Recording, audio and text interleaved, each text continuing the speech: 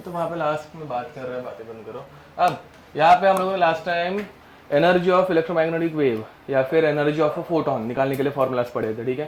तो energy of photon is directly proportional to its frequency, याद रखना भाई, ठीक है। एंड फिर बाद में प्रोपोर्शनलिटी निकालने के लिए हम लोग क्या यूज करते हैं, कौन सा कांस्टेंट, प्लैंक्स कांस्टेंट, ठीक है। प्लैंक्स कांस्टेंट की वैल्यू रहती है 6.626 इंटू 10⁻⁻⁻ जूल्स सेकेंड। ये एग्जाम में दी हुई रहती है, याद रखने की जरूरत नहीं है, ठीक है। अब nu is c by lambda, तो एनर्जी का दूसरा फॉर्मूला क्या हो जाता है, एच सी बाय लैम्बडा। ये समझ में आ रहा है क्या, nu is c by lambda, ठीक है। तो दूसरा फॉर्मूला होता है h c by lambda. 1 by lambda is nothing but lambda bar wave number, तो energy becomes h c lambda bar. समझ पा रहे हो, ठीक है, ओके। इतना हम लोगों ने देख लिया था। अब this is the formula we use for calculating energy of a single photon.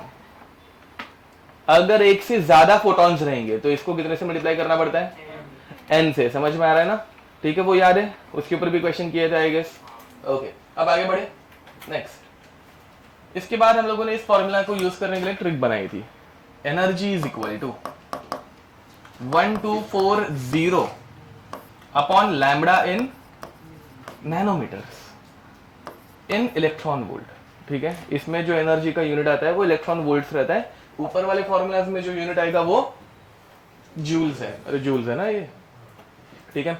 इसके बाद और एक फॉर्मूला हम लोगों ने बनाया था, energy is equal to 12400 upon lambda in angstrom that too in electron volt. समझ में आ रहा है, अगर लैम्बडा तुम लोगों को एंगस्ट्रॉम में दिया रहेगा तो ये फॉर्मूला यूज करेंगे, नैनोमीटर में दिया होगा तो वो वाला यूज करेंगे, याद आ रहा है कुछ पक्का।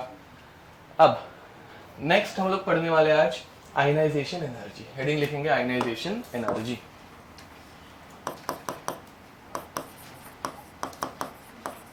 आयनाइजेशन एनर्जी, आई, इसका डेफिनेशन लिखो, definition, the energy required to remove the most loosely bound electron, the energy required to remove the most loosely bound electron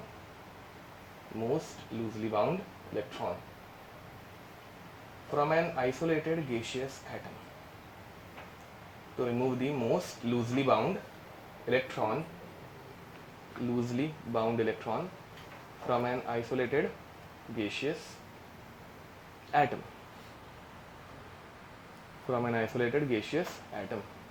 is called as ionization energy, ठीक है, is called as ionization energy, ठीक है। अब देखो भाई, ionization का meaning, मेरे पास एक सिंपल सा एटम है जिसके पास एक प्रोटॉन है और एक सिंगल इलेक्ट्रॉन ले से, कितने इलेक्ट्रॉन दे, तो एक सिंगल इलेक्ट्रॉन, ठीक है। ये by the way most loosely bound मतलब कौन सा, सबसे बाहर वाला, पता है ना इतना सबको, ओके। अब इस इलेक्ट्रॉन को उठा के मुझे बाहर फेंकना है, समझ में आ रहा है, तो इस इलेक्ट्रॉन को अगर मुझे ऐसे बाहर किक करना है तो इस एटम को मुझे एनर्जी देनी पड़ेगी या इस एटम में से एनर्जी निकालनी पड़ेगी, देनी पड़ेगी। इसको सबको समझ, इतना सबको समझ में आ रहा है, मुझे किसी भी चीज को अगर उठा के ऐसे फेंकना है तो उस एनर्जी को, मतलब उस चीज को कुछ एनर्जी देनी पड़ेगी तब जाके वो उड़ेगी, ठीक है। वैसे ही इसको मुझे अभी निकालना है तो इसको मुझे एनर्जी देनी पड़ेगी। Now will give it energy in the form of, हम लोग इसके बारे में पढ़ रहे हैं, ये एनर्जी किसकी है, फोटोन, किसकी है, फोटोन की। फोटोन मतलब लाइट पार्टिकल, समझ में आ रहा है, ठीक है। तो यहाँ पे इसको हम लोग एनर्जी देंगे in the form of photon. अब यहाँ पे ये ऐसा फोटोन आया, ऐसे जा रहा था, ये कौन से फॉर्म में है, वेव फॉर्म, इससे ऐसे टकराया एंड फिर बाद में इसको ऐसा उड़ाया। मैं क्या बोल रहा हूँ, समझ में आ रहा है। अब यहाँ पे दो एनर्जीज है, एक है एनर्जी ऑफ फोटोन, दूसरी है आयनाइजेशन एनर्जी, बराबर ना बे, इसमें कोई दिक्कत। तो अब यहाँ पे तीन पॉसिबिलिटीज होती है, energy of photon is less than ionization energy, मतलब लेट अस से कि आयनाइजेशन के लिए लगते हैं 10 जूल, बट फोटोन के पास है 8 जूल्स। आयनाइजेशन होगा क्या, इलेक्ट्रॉन बाहर निकलेगा क्या, नहीं बराबर ना बे, आयनाइजेशन करने के लिए एनर्जी कितनी लगने वाली है 10 जूल्स, बट फोटोन कितने दे पा रहा है, तो इलेक्ट्रॉन बाहर निकलेगा ही नहीं, समझ में आ रहा है। तो in such scenario ionization will not occur, ठीक है। तो यहाँ पे लिख दो no ionization, no ionization. Next, energy of photon is equal to ionization energy, followed, ठीक है। अब energy of photon is equal to ionization energy अगर हो गया तो मतलब 10 जूल लग रहे हैं, 10 जूल दे रहे हैं, आयनाइजेशन होगा कि नहीं होगा, होगा, समझ में आ रहा है। मतलब जितनी रिक्वायरमेंट एनर्जी है उतनी फुलफिल हो रही है, तो यहाँ पे आयनाइजेशन इज पॉसिबल, ठीक है, ionization is possible. Energy of photon is greater than ionization energy, मतलब आयनाइजेशन के लिए लगते हैं 10 जूल्स, फोटोन के पास है 12 जूल्स।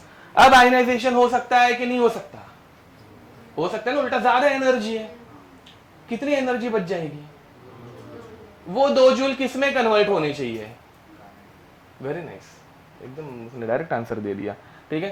तो देखो भाई, तो इलेक्ट्रॉन को जस्ट बाहर निकालने के लिए जो एनर्जी लगती है उसे बोलते हैं आयनाइजेशन एनर्जी, समझ में आ रहा है। अब उससे अगर मैं ज्यादा एनर्जी दूंगा तो बाकी की एनर्जी डायरेक्ट किस में कन्वर्ट हो जाएगी, काइनेटिक में, मतलब ये इलेक्ट्रॉन ऐसे एकदम तेजी से बाहर भागेगा, समझ में आ रहा है कुछ, ये इसमें एक्सप्लेनेशन देने की जरूरत है, पक्का। बाहर निकलने के लिए जो एनर्जी लगती है उसको क्या बोलने का, आयनाइजेशन। एक्स्ट्रा की जो एनर्जी रहेगी वो किसमें कन्वर्ट हो सकती है, काइनेटिक, उतनी एनर्जी इलेक्ट्रॉन एक्स्ट्रा एब्जॉर्ब करेगा ना बे, तो उतनी एनर्जी वो काइनेटिक में कन्वर्ट कर देगा, तेजी से बाहर निकलेगा, ये समझ में आ रहा है। तो in last case how much amount of kinetic energy is gained by this electron, then यहाँ पे 2 जूल्स, बराबर।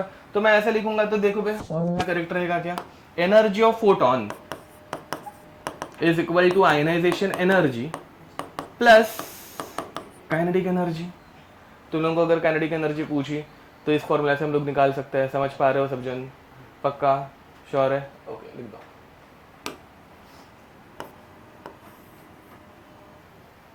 हो गया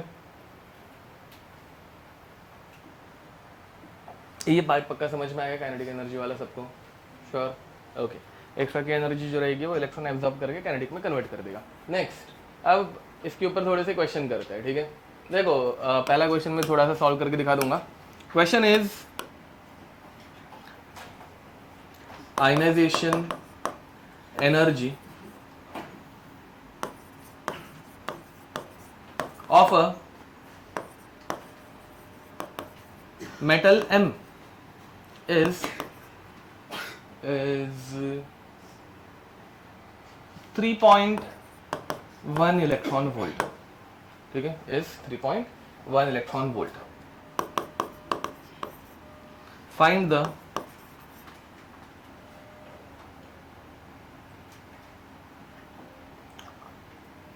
ऐसे नहीं लिखते, which of the following, which of the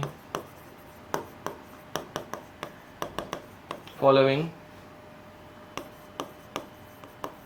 wavelengths of photon will be able to ionize it, also find kinetic energy gained by the electron, assuming 100% of the remaining energy is converted into kinetic energy। ऐसे एक assumption वहां पे लिखा रहता है कि जो भी एनर्जी है 100% काइनेटिक में कन्वर्ट हो गई, समझ में आया, मतलब जैसे कि ऊपर वाले में वो 2 जूल बच रहे थे तो वो 100% काइनेटिक में जा रहा है, ठीक है। बाकी और कौन सी एनर्जी में जा सकते हैं भाई, थोड़ी सी हीट बाहर निकल सकती है ना भाई, समझ पा रहे हो, या फिर क्या भरोसा, इधर से कोई लाइट गई उधर से भी दूसरी कोई तो लाइट बाहर निकल सकती है, ठीक है, वो बाद में चाहिए तो बता देता हूँ क्या बोल रहा हूँ। ओके, अब क्वेश्चन पूरा कर देता हूँ।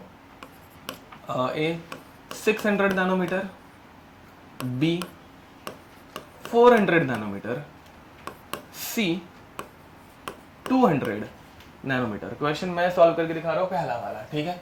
तो देखो भाई हाँ अगेन यहाँ पे एक्चुअली तुम लोगों को क्वेश्चन बहुत डिफरेंट टाइप के आ सकते हैं, ठीक है। एक क्वेश्चन थर्ड लास्ट बेंच वाले, मतलब वहाँ पे आदित्य और उसके बाद जो ले दो, तुम लोग एक बेंच पीछे हो सकते हो, उनको आगे आने दो प्लीज़। Okay thank you. अब यहाँ पे और एक टाइप का ऐसा क्वेश्चन आ सकता है कि A B C and D, and ऐसा क्वेश्चन रह सकता है कि जस्ट आयनाइजेस द मेटल। समझ में आ रहा है? Which of the following photon will just ionize the metal, ठीक है। ऐसा भी क्वेश्चन आ सकता है, वो मैं बाद में एक्सप्लेन करता हूँ। पहले अभी जो क्वेश्चन दिया है वो एक्सप्लेन करते हैं। देखो पहला वाला मैं सॉल्व कर रहा हूं। ए, मेटल की आयनाइजेशन एनर्जी कितनी है? 3.1 इलेक्ट्रॉन वोल्ट है। तो हम लोगों को जो वेवलेंथ्स दी है उनकी एनर्जी निकाल लेते हैं। समझ में आ रहा है? तो एनर्जी ऑफ फोटोन कैसे निकाले? Very nice, 1240 bye lambda in nanometre. समझ में आ रहा है? लैम्बडा पहले की कितनी है? 600। इसका आंसर किसमें आता है? Electron volt. ये कट 62 जा 120 एंड फिर बाद में 60 जीरो होगा ना अभी इसके बाद, हाँ 2.0 आएगा ना बाद में, 0 एंड फिर बाद में 666। ओके थैंक यू, ये समझ में आ रहा है?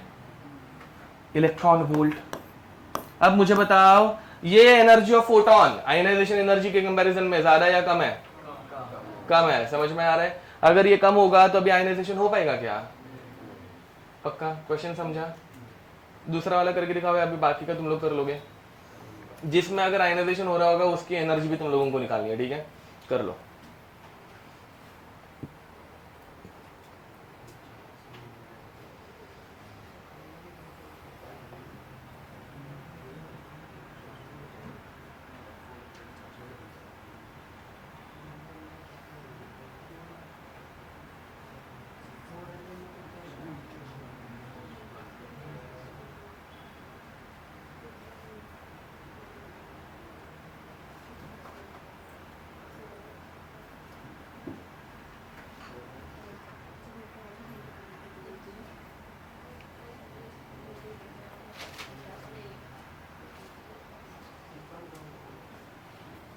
सेकंड वाला हो गया, आयनाइजेशन होगा।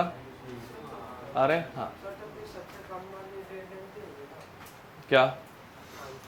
क्योंकि सबसे कम वाली में ज़्यादा काइनेटिक एनर्जी की नहीं अभी वैसा नहीं है ना क्वेश्चन, उसमें सिर्फ पूछा है कि कौन सा आयनाइजेशन करेगा, एंड अगर कर रहा है तो काइनेटिक एनर्जी भी ढूंढ लो। ये ऐसे एक सब्जेक्टिव क्वेश्चन है, ऑब्जेक्टिव नहीं है। ऐसा भी पूछेंगे सर, मास दे दिया और वेलोसिटी फाइंड कर। वो बाद में आएगा, हाँ बट वो भी आता है, ठीक है। ये हो रहा है, सेकंड वाली की काइनेटिक एनर्जी निकाल लो, काइनेटिक एनर्जी भी निकालो। सेकंड ही मतलब थर्ड वाले की समझ लो, वो एक सॉल्व हो गया ना, अभी तुम लोगों को 2 करना है तो उसमें सेकंड वाला। ओके तो ये बी वाले का आंसर एग्जैक्टली 3.1 आया होगा, ठीक है। तो energy of photon is equal to 1240 upon 400 3.1 electron volt, ठीक है। तो इसमें आयनाइजेशन होगा कि नहीं होगा? होगा, ठीक है। एंड सी वाला, इसमें कितनी काइनेटिक एनर्जी आई? 3.1 आया, ओके। तो दिस अपॉन 200 है ना, ओके ठीक है। ये कट फिर बाद में छोड़ दो 6.2, ठीक है। तो 6.2 इलेक्ट्रॉन वोल्ट आया। आयनाइजेशन के लिए लगेगा 3.1, बाकी 3.1 जो रहेगा वो किसमें कन्वर्ट हो जाएगा? काइनेटिक में हो जाएगा। ये लिख के दिखाने की जरूरत है, ओके। नेक्स्ट और एक क्वेश्चन देखो भाई, इसमें दूसरा क्वेश्चन ऐसे आ सकता है। Question is find the maximum wavelength required to just ionize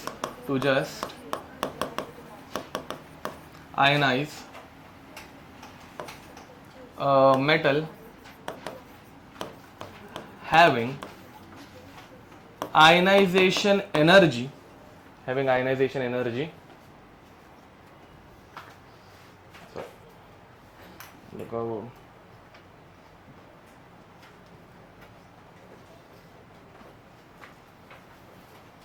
क्या ले सकते हैं,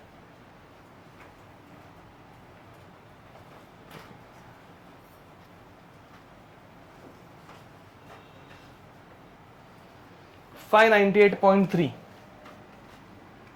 598.3 किलो जूल पर मोल। ठीक है, अब ये क्वेश्चन थोड़ा सा चेंज हो गया, जस्ट आयनाइज। इसमें तुम लोगों को 4 ऑप्शन भी दे सकते हैं वो लोग, जैसे कि option A 100 electron volt, option B 200 electron volt, option C 300 electron volt, option D 400, sorry electron volt नहीं, यूनिट गलत लिख रहा हूं मैं। लैम्बडा का यूनिट क्या रहता है बे? हाँ, नैनोमीटर। ठीक है, तो नैनोमीटर। ए एंगस्ट्रॉम भी वो दे सकते हैं, वो डिपेंड कर रहा है उन्होंने क्या यूनिट यूज किया है। ठीक है,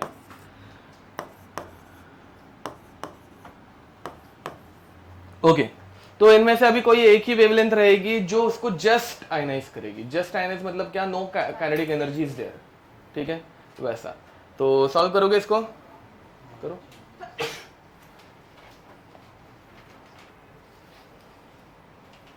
कुछ हिंट चाहिए? नहीं? करो फिर।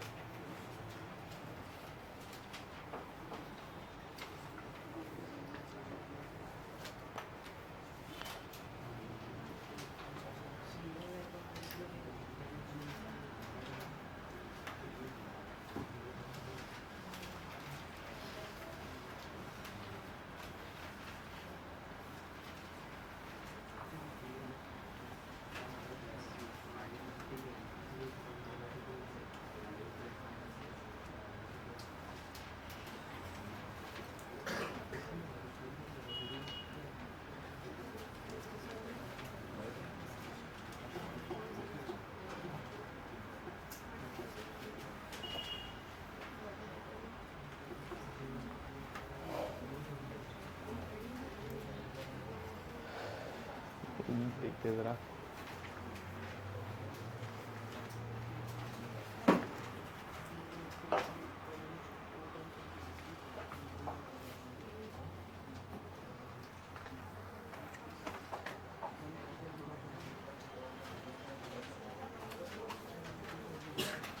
हाथ निकलो इसमें।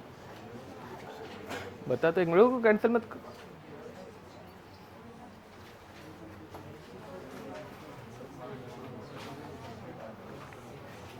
चलो, तुम लोग एक पार्ट भूल गए हो जो मैंने पढ़ाया हुआ है क्या? हाँ, वो करो अभी।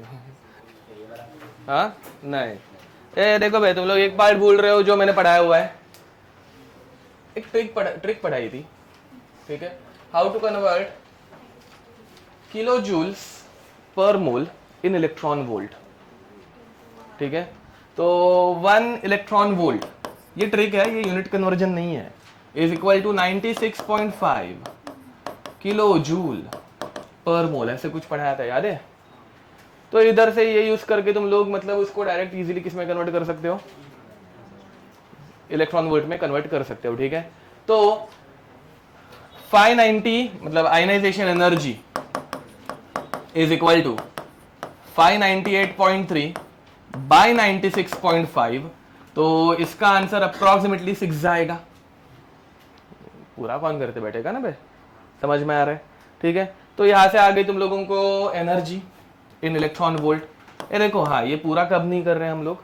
जब मेरे पास 4 ऑप्शंस है, सारे options direct double double double double होते जा रहे हैं, या फिर मतलब एटलीस्ट 50% 25% से बढ़ते जा रहे हैं। समझ में आ रहा है? तो अच्छा खासा डिफरेंस है। तो मैं अप्रोक्सीमेशन कर सकता हूँ एमसीक्यूज में। इंटीजर टाइप रहेगा तो ऑब्वियसली तुम लोगों को एग्जैक्ट आंसर निकालना ही है। ठीक है, तो वो तुम लोग डिसाइड कर लेना कि मतलब इंटीजर टाइप में कितना कैसे करना है। अभी के लिए यहाँ पे ये हो गया, इसका एग्जैक्ट आंसर 6.2 आएगा। ठीक है, अब आयनाइजेशन एनर्जी मिल गई, ढूंढना क्या है? Wavelength of photon. समझ में आ रहा है? तो wavelength lambda is equal to 1240 upon energy in electron volt. 1240 use कर रहे हो तो नैनोमीटर में आंसर आएगा। मैं क्या बोल रहा हूँ, समझ में आ रहा है?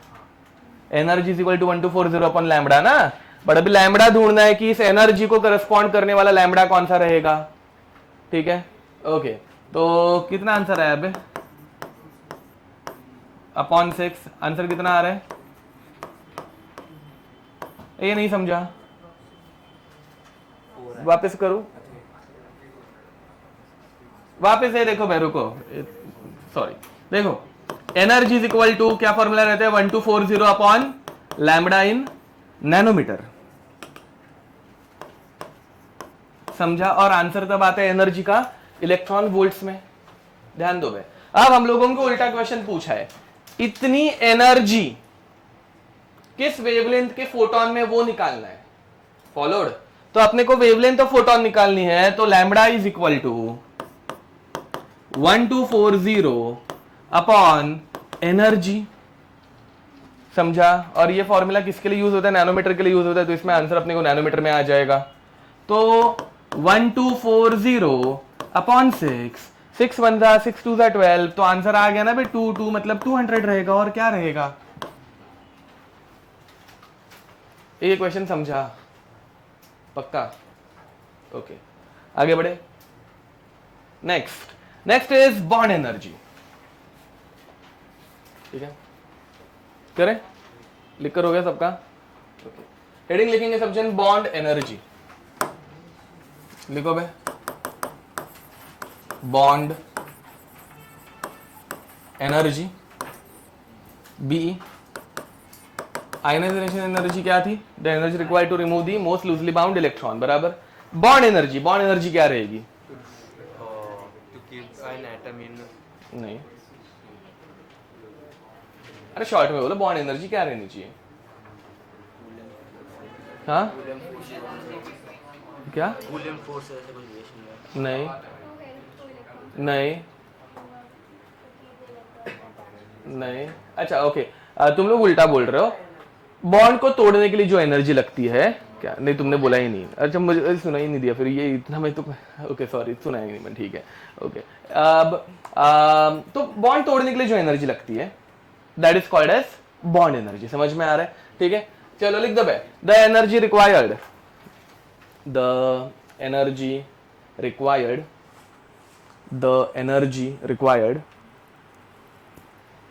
to break a bond in a molecule. The energy required to break a bond in a molecule is called as क्या बोलते हैं इसको, बॉन्ड एनर्जी, समझ में आ रहा है, ओके। अब देखो भाई, तो हमारे पास एक इन मॉलिक्यूल लिख के दिया है ना मैंने, हाँ इन मॉलिक्यूल, हाँ। अब एक अपने पास ऐसे मॉलिक्यूल है, ठीक है, एक मॉलिक्यूल में एक बॉन्ड है, एक बॉन्ड में टोटल कितने इलेक्ट्रॉन रहते हैं, 2 इलेक्ट्रॉन रहते हैं, पता है ना भाई, एक एटम एक इलेक्ट्रॉन शेयर करता है, दूसरा एटम दूसरा इलेक्ट्रॉन शेयर करता है, बॉन्ड बन जाता है, समझ में आ रहा है। ऐसे टाइप के बॉन्ड को हम लोग कौन सा बॉन्ड बोलते हैं, कोवेलेंट बॉन्ड बोलते हैं, बराबर। अब ऐसा एक कोवेलेंट बॉन्ड है, इस बॉन्ड को मुझे क्या करना है, ब्रेक।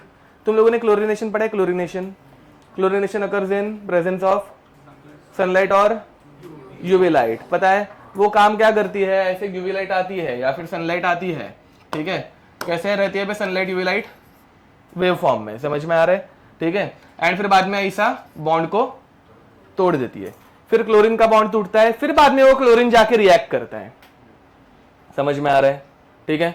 अब क्या हुआ, फिर एक इलेक्ट्रॉन इस एटम के पास, एक इलेक्ट्रॉन इस एटम के पास, तो दोनों के पास एक एक इलेक्ट्रॉन चले गए, तो क्या बना, ए ऐसा, ठीक है, ऊपर नहीं लिखता, एंगस्ट्रॉम लगेगा, ऐसा कुछ, ऐसे कितने ए मिले, 2, इन डाउट, पक्का।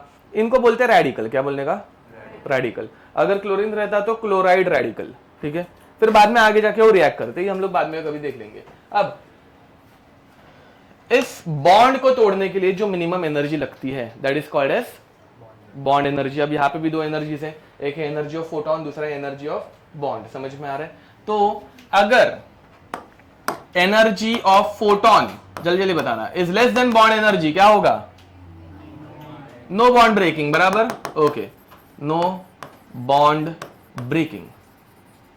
If energy of photon is equal to bond energy, क्या होगा, bond breaking, okay. And if energy of photon is more than bond energy, क्या होगा, प्लस बाकी एनर्जी काइनेटिक एनर्जी में कन्वर्ट हो जाएगी, समझ पा रहे हो। इसमें वो काइनेटिक एनर्जी पूछ नहीं जाते, क्योंकि मतलब दोनों एटम्स है, अब वही मतलब पहले जैसा अगर मैं केस पूछ लिया कि बॉन्ड एनर्जी 10 जूल्स है एंड 12 जूल्स की एनर्जी है। मैक्सिमम वो उतना ही पूछ सकते हैं कि कितनी एनर्जी काइनेटिक में कन्वर्ट होगी, कितनी होगी 2 जूल। बट फिर ये दोनों एटम्स है ना बे, ये दोनों एटम ऐसा हो सकता है कि इसने 1 जूल लिया, इसने 1 जूल लिया, भाग गए। बट ऐसे इक्वल डिस्ट्रीब्यूशन वैसे कंपलसरी है क्या? कोई ज्यादा ले सकता है, कोई कम ले सकता है, ये हम लोग बता सकते हैं यार किसने ज्यादा लिया किसने कम लिया? नहीं। समझ में आ रहा है? तो इसमें काइनेटिक एनर्जी की एग्जैक्ट वैल्यू पूछी नहीं जाती जनरली, ठीक है। बस एक कंसेप्चुअली अपने को याद रखना कि एक्स्ट्रा की एनर्जी काइनेटिक में कन्वर्ट होती है। काइनेटिक एनर्जी वो मॉलिक्यूल का कि फोटोन का तोड़ने के बाद जो काइनेटिक नहीं नहीं, एटम्स एब्जॉर्ब करेंगे ना वो बाद में। तो सर फोटोन रुक जाता है। फोटोन हाँ खत्म हो जाता है, फोटोन एब्जॉर्ब हो जाता है, खत्म होना वो गलत हो जाएगा, फोटोन एब्जॉर्ब होता है वैसा, ठीक है। ओके लिख दो, हो गया ये। यहाँ फोटोन का मीनिंग रहता है पैकेट ऑफ एनर्जी, मतलब उसको हम लोग पैकेट ऑफ एनर्जी बोलते हैं। वो जस्ट एनर्जी कैरी करने का एक जरिया है, ठीक है, मोड है। हो गया लिख के? जल्दी करो।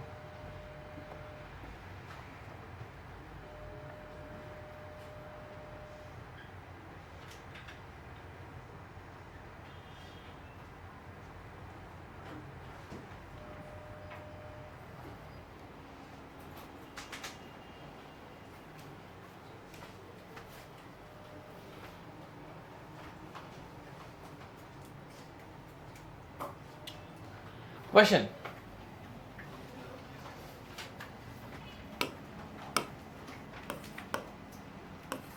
A molecule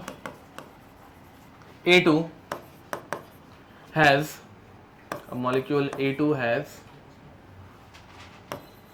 bond energy 395.6, correct है क्या? नहीं, 386 अप्रॉक्स, चलो ठीक है, किलो जूल पर मोल।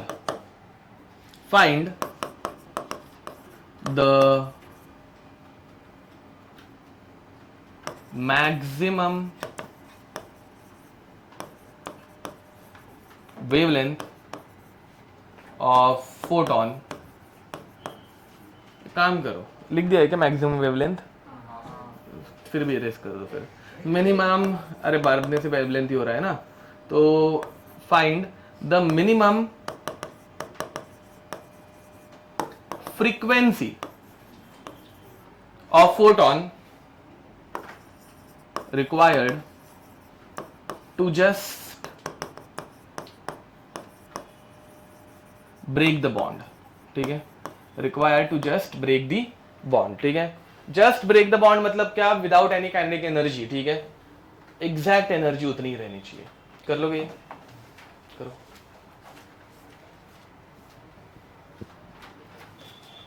पहले बात, the energy required to just break a bond, ये कंडीशन इस सेकंड कंडीशन को इंपोज कर देती है, that energy of photon is equal to bond energy.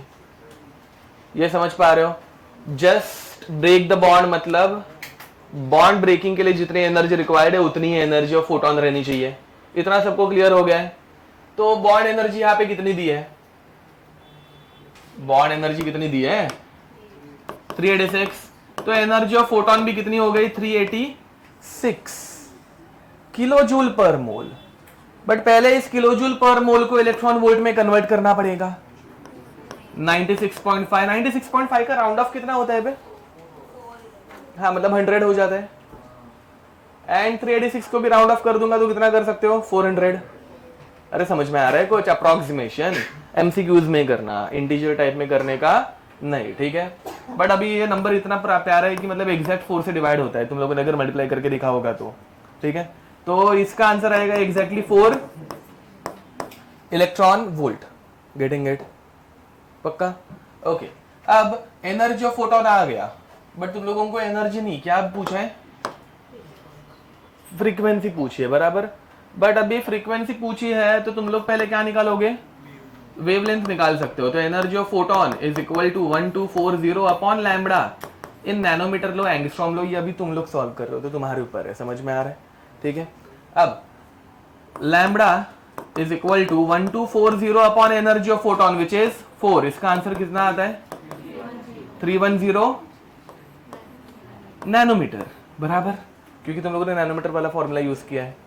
Okay, अब तुम लोगों को निकालनी है फ्रीक्वेंसी। फ्रीक्वेंसी का फॉर्मूला क्या रहता है? C by lambda. Okay, what is the value of C? अब देखो भाई, हर जगह पे यूनिट लिखने की आदत डाल दो, मीटर पर सेकेंड। नीचे क्या यूज कर रहे हो तुम लोग, सब लोग जिनको आंसर 10⁶ आ रहा है, 310 नैनोमीटर। मिस्टेक समझी, मतलब जिन लोगों का आंसर आ गया था उनके लिए नहीं, जिन लोगों का आंसर पूरा गलत जा रहा था और समझ में नहीं आ रहा था, तो एक तो यूनिट लिखने की हैबिट रखो ताकि मतलब ये सिली मिस्टेक्स ना हो, तो फटाक से समझ में आ जाता है। Now we need to convert this nanometer into, तो नैनोमीटर को मीटर में कन्वर्ट करने के लिए कितने से मल्टीप्लाई करने का, समझे? वो 10⁻9 ऊपर जाएगा, +9 बनेगा 10⁻17, 3 1 जा 3 10 जा, सॉरी 10 जा नहीं 100 जा, चलता है ना उतना अप्रॉक्स, ठीक है?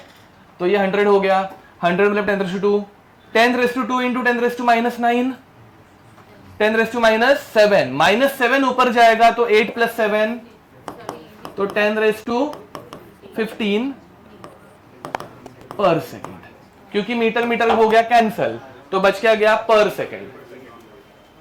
समझा? ये मिस्टेक समझी कहां पे हो रही थी, फालतू मिस्टेक थी, इसके ऊपर हम लोगों ने क्वेश्चन किए हैं। मतलब ये इतना, ये देखो भाई, इतने से सिंपल क्वेश्चन हम लोगों ने किए हैं, डायरेक्ट इधर नहीं पहुंचे हैं, ऐसे क्वेश्चन किए थे, तभी यूनिट कन्वर्जन बताया था कि करना रहता है, ठीक है? इधर तक कोई दिक्कत? पक्का? ओके, अब जरा देखो भाई, हम लोग धीरे धीरे, लास्ट पूरा लेक्चर हम लोगों ने लाइट का कौन सा नेचर देखा था? नहीं, ड्यूअल में कौन सा देखा था? Wave nature. लास्ट पूरा लेक्चर से वेव पढ़ाई है भाई, जरा रिवाइज करके आया करो, मतलब ऐसे क्वेश्चंस के आंसर दे पाओ, ठीक है? पूरा लेक्चर हम लोगों ने क्या पढ़ा? Wave nature. अब हम लोग धीरे धीरे करके किसके तरफ जाने वाले हैं? अब हम लोग पार्टिकल नेचर में घुस गए। कैसे वो बताता हूँ, देखो भाई, लास्ट टाइम मैंने तुम लोगों को शायद से पूछा रहेगा कि अगर तुम लोग एक वेव पूल में गए, ठीक है, ये तुम लोग, ठीक है, ऐसे वेव्स आ रही है, वेव्स आएंगे तो तुम लोग क्या करोगे? आगे जाओगे, पीछे जाओगे, क्या होगे? सिर्फ ऊपर नीचे होंगे, बराबर है कि नहीं? वेव्स कभी किसी पार्टिकल को हिलाती है क्या? नहीं, वो सिर्फ उसको क्या करती है? उसे क्या ऑसिलेट, क्या करती है? ऑसिलेट। समझ में आ रहा है? तो अभी मैंने मतलब जब पढ़ाया तो किसी को डाउट क्यों नहीं आया? किधर गया वो? ये इलेक्ट्रॉन पार्टिकल है, दिख रहा है एक पार्टिकल, इधर से ऐसे वेव आ रही है, तो वो वेव जब आई तो ये इलेक्ट्रॉन सिर्फ एक्चुअल में क्या होना चाहिए था? ऐसा ऊपर जाना चाहिए था, नीचे आना चाहिए था, बस उधर ही होना चाहिए था, ऑसिलेट होना चाहिए था। समझ में आ रहा है? बट हम लोग उसको डायरेक्ट धक्का मार के निकाल रहे हैं ना। ये समझ पा रहे हो मैं क्या बोल रहा हूं? देखो, एक पार्टिकल के ऊपर जब दूसरा पार्टिकल फेंक के मारा जाता है ना, तब वो अपना डिस्प्लेसमेंट दिखाता है, बराबर है कि नहीं? तुम लोगों ने वो कंचे वंचे खेलना देखा रहेगा ना, मतलब, ठीक है? या फिर वो अपने रदरफोर्ड के एक्सपेरिमेंट में भी हम लोगों ने देखा था कि अगर पार्टिकल एक फेंक के मारोगे तो तब जाके दूसरा पार्टिकल निकलेगा अपनी जगह से। Getting it? यहां पे इलेक्ट्रॉन एक्चुअल में फिर निकलना चाहिए था क्या? बट जब साइंटिस्ट ने ये करके देखा, इलेक्ट्रॉन निकल रहा है कि नहीं निकल रहा है? निकल रहा है। समझ में आ रहा है? मतलब इस पॉइंट पे आके, इधर पे आके, ये वेव अपना कौन सा नेचर दिखा रही है? Particle nature. Unless until a wave is behaving as a particle, it will not displace this electron. समझ में आ रहा है मैं क्या बोल रहा हूँ? ठीक है? तो आयनाइजेशन एनर्जी से हम लोगों को कौन सा नेचर लाइट का दिखता है? Particle nature. मैंने क्या बोला, समझ में आ रहा है कुछ? पक्का? ओके। अब इसी नेचर का यूज किया एक साइंटिस्ट ने जिसका नाम था आइंस्टाइन, ठीक है? एंड उसने अपने को एक नया कंसेप्ट दिया, फोटो, देखो भाई, इलेक्ट्रिक इफेक्ट, ठीक है? अब आइंस्टाइन ने क्या किया, या फिर हम लोगों को कैसे पता चल रहा है कि भाई इलेक्ट्रॉन बाहर निकल रहा है ना? हम लोगों को इलेक्ट्रॉन दिखता है क्या? नहीं। तो हम लोगों को पता कैसे चल रहा है कि इलेक्ट्रॉन बाहर निकल रहा है? आइंस्टाइन ने कैसे ट्यूब ली,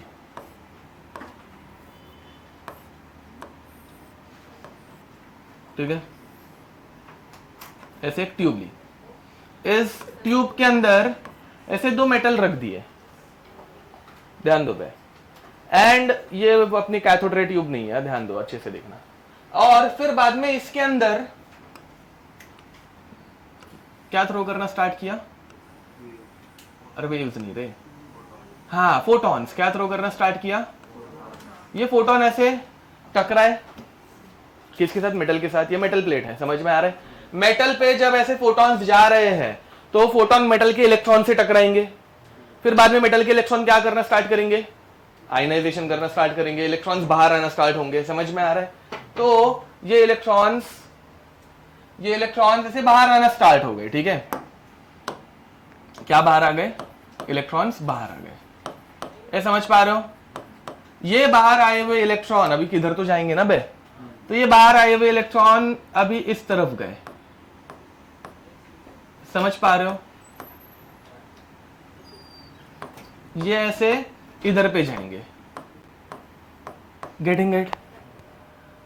तो इसने इलेक्ट्रॉन क्या किया? लूज किया। इसके ऊपर कौन सा चार्ज आएगा? पॉजिटिव। इस वाले ने इलेक्ट्रॉन गेन किया, इसके ऊपर कौन सा चार्ज आएगा? फिर इन दोनों को हम लोगों ने कनेक्ट कर दी एक वायर। क्या कनेक्ट की? मतलब हम लोगों ने, मतलब किसने कनेक्ट की थी भैया? आइंस्टाइन ने, समझ में आ रहा है? फिर इस वायर को हम लोगों ने कनेक्ट किया एक बैटरी, नहीं बल्ब।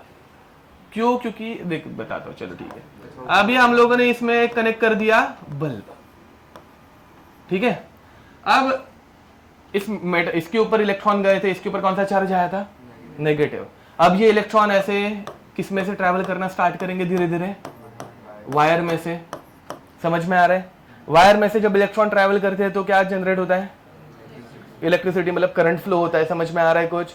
तो उस करंट की वजह से ये बल्ब क्या करना स्टार्ट करेगा? ग्लो करना स्टार्ट करेगा। एंड फिर बाद में ये बल्ब ने इस इलेक्ट्रॉन की एनर्जी यूज की, एंड फिर बाद में कम एनर्जी वाला, ये देखो भाई, बल्ब इलेक्ट्रॉन खाता है क्या? नहीं। इलेक्ट्रॉन के पास बहुत एनर्जी है, एक्स्ट्रा की एनर्जी है, समझ में आ रहा है? That extra energy can be kinetic energy, ionization ना, उसको एनर्जी दी थी अपने, वो निकला था ना बे, तो वो उस एक्स्ट्रा की एनर्जी को एब्जॉर्ब करता है, गेटिंग इट? एंड फिर बाद में कम एनर्जी वाले फोटोन यहां से ऐसे बाहर निकलना स्टार्ट हो गए। ये कम एनर्जी वाले फोटोन वापस कहां पे गए? इस मेटल के पास, जिसका चार्ज क्या बन गया था? क्यों बना था? बिकॉज पहले इसमें से इलेक्ट्रॉन निकला था। अब इसमें से जो इलेक्ट्रॉन निकला वही घूमकर इसके पास वापस आया, वापस लाइट आई, वापस इलेक्ट्रॉन निकला, वापस घूम के इसके पास आया। ये ऐसे चलते जाएगा। ये कहां पे यूज करते हैं हम लोग? सोलर पैनल्स में यूज करते हैं। कहां पे यूज करते हैं? समझ में आ रहा है कुछ? ये इन्होंने 1905 में दिया था, जब हम लोगों को ऐसे प्रॉब्लम समझ में आने लग गई थी कि भाई एक टाइम के बाद ऐसे क्रूड ऑयल खत्म हो जाएगा, गाड़ियां वाड़ी कैसे चलेंगी, घर कैसे जलेंगे, ब्ला ब्ला ब्ला ब्ला ब्ला, समझ में आ रहा है? ऐसे 100 भी नहीं, 120 साल पहले। और फिर बाद में उन्होंने बोला कि एक काम करो, सूरज का इस्तेमाल करो, सूरज इस्तेमाल करेंगे, करंट जनरेट होगा, मजा आएगा, समझ में आ रहा है? हाँ, मतलब ऐसा। तो आइंस्टाइन को फोटो इलेक्ट्रिक इफेक्ट के ऊपर नोबेल प्राइज मिला हुआ है, समझ में आ रहा है? वो तब जो उन्होंने बताया था वो अभी 100 साल के बाद में सोलर पैनल्स एंड ऑल हम लोग यूज कर पा रहे हैं, मतलब उतना एफिशिएंटली, समझ में आया?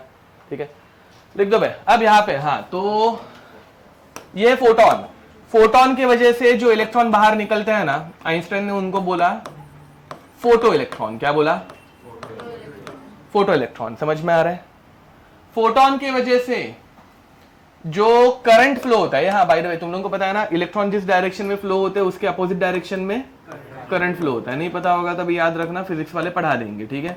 तो यहां पे जो करंट फ्लो होता है, ठीक है, उसे बोला उन्होंने फोटो करंट, समझ में आ रहा है? Photo current. एंड इस पूरे बैटरी को, ये बैटरी हो गई ना बे जो ऐसे बल्ब को जलाती है, ठीक है, इस पूरे बैटरी को उन्होंने बोला photo, yes, voltaic cell. Followed, इसमें कोई भी दिक्कत? लिख दो, ठीक है? चलो, तो ए बाय द वे ये आयनाइजेशन ही हो रहा है यहाँ पे, समझ में आ रहा है? ठीक है, बट तभी आइंस्टाइन ने आयनाइजेशन के लिए एक नया वर्ड यूज किया, ठीक है? हेडिंग लिखेंगे work function. Work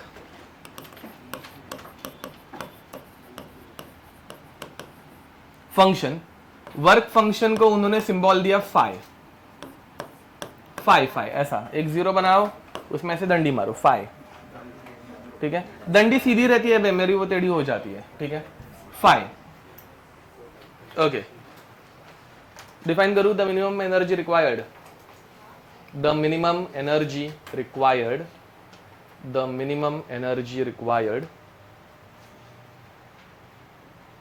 to eject a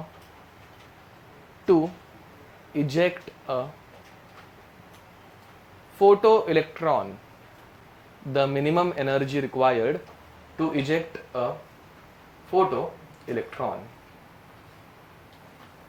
is called as work function. ये same to same ionization energy की डेफिनेशन है, ठीक है, बस वहां पे इलेक्ट्रॉन होता है लूजली बाउंड इलेक्ट्रॉन, यहाँ पे to eject a photo electron, ठीक है, उतना ही और कुछ नहीं। अब तो यहाँ पे भी अपने तीन कंडीशंस आ जाएंगे, यहाँ पे भी दो टाइप की एनर्जीज हो गई, एक हो गई एनर्जी ऑफ फोटोन एंड दूसरा क्या हो गया बे, मेटल का वर्क फंक्शन। अरे समझ में आ रहा है क्या, पक्का? तो तीन condition, energy of photon is less than work function, photo current generate होगा कि नहीं होगा? नहीं होगा, बराबर। तो no photo current. Energy of photon is equal to work function, क्या होगा ना, तो फोटो करंट जनरेट होगा। Energy of photon is greater than work function, क्या होगा? प्लस काइनेटिक एनर्जी भी आएगी। ये समझ में आता है अभी सबको? ओके, तो यहां पे क्या हो जाएगा, फोटो करंट प्लस एक्स्ट्रा की energy converted into kinetic energy, ठीक है? Till this any doubt? Okay, अब फिर बाद में इन्होंने और कुछ एक दो टर्मिनोलॉजीज हम लोगों को दी, ठीक है? और एक उन्होंने बोला थ्रेशोल्ड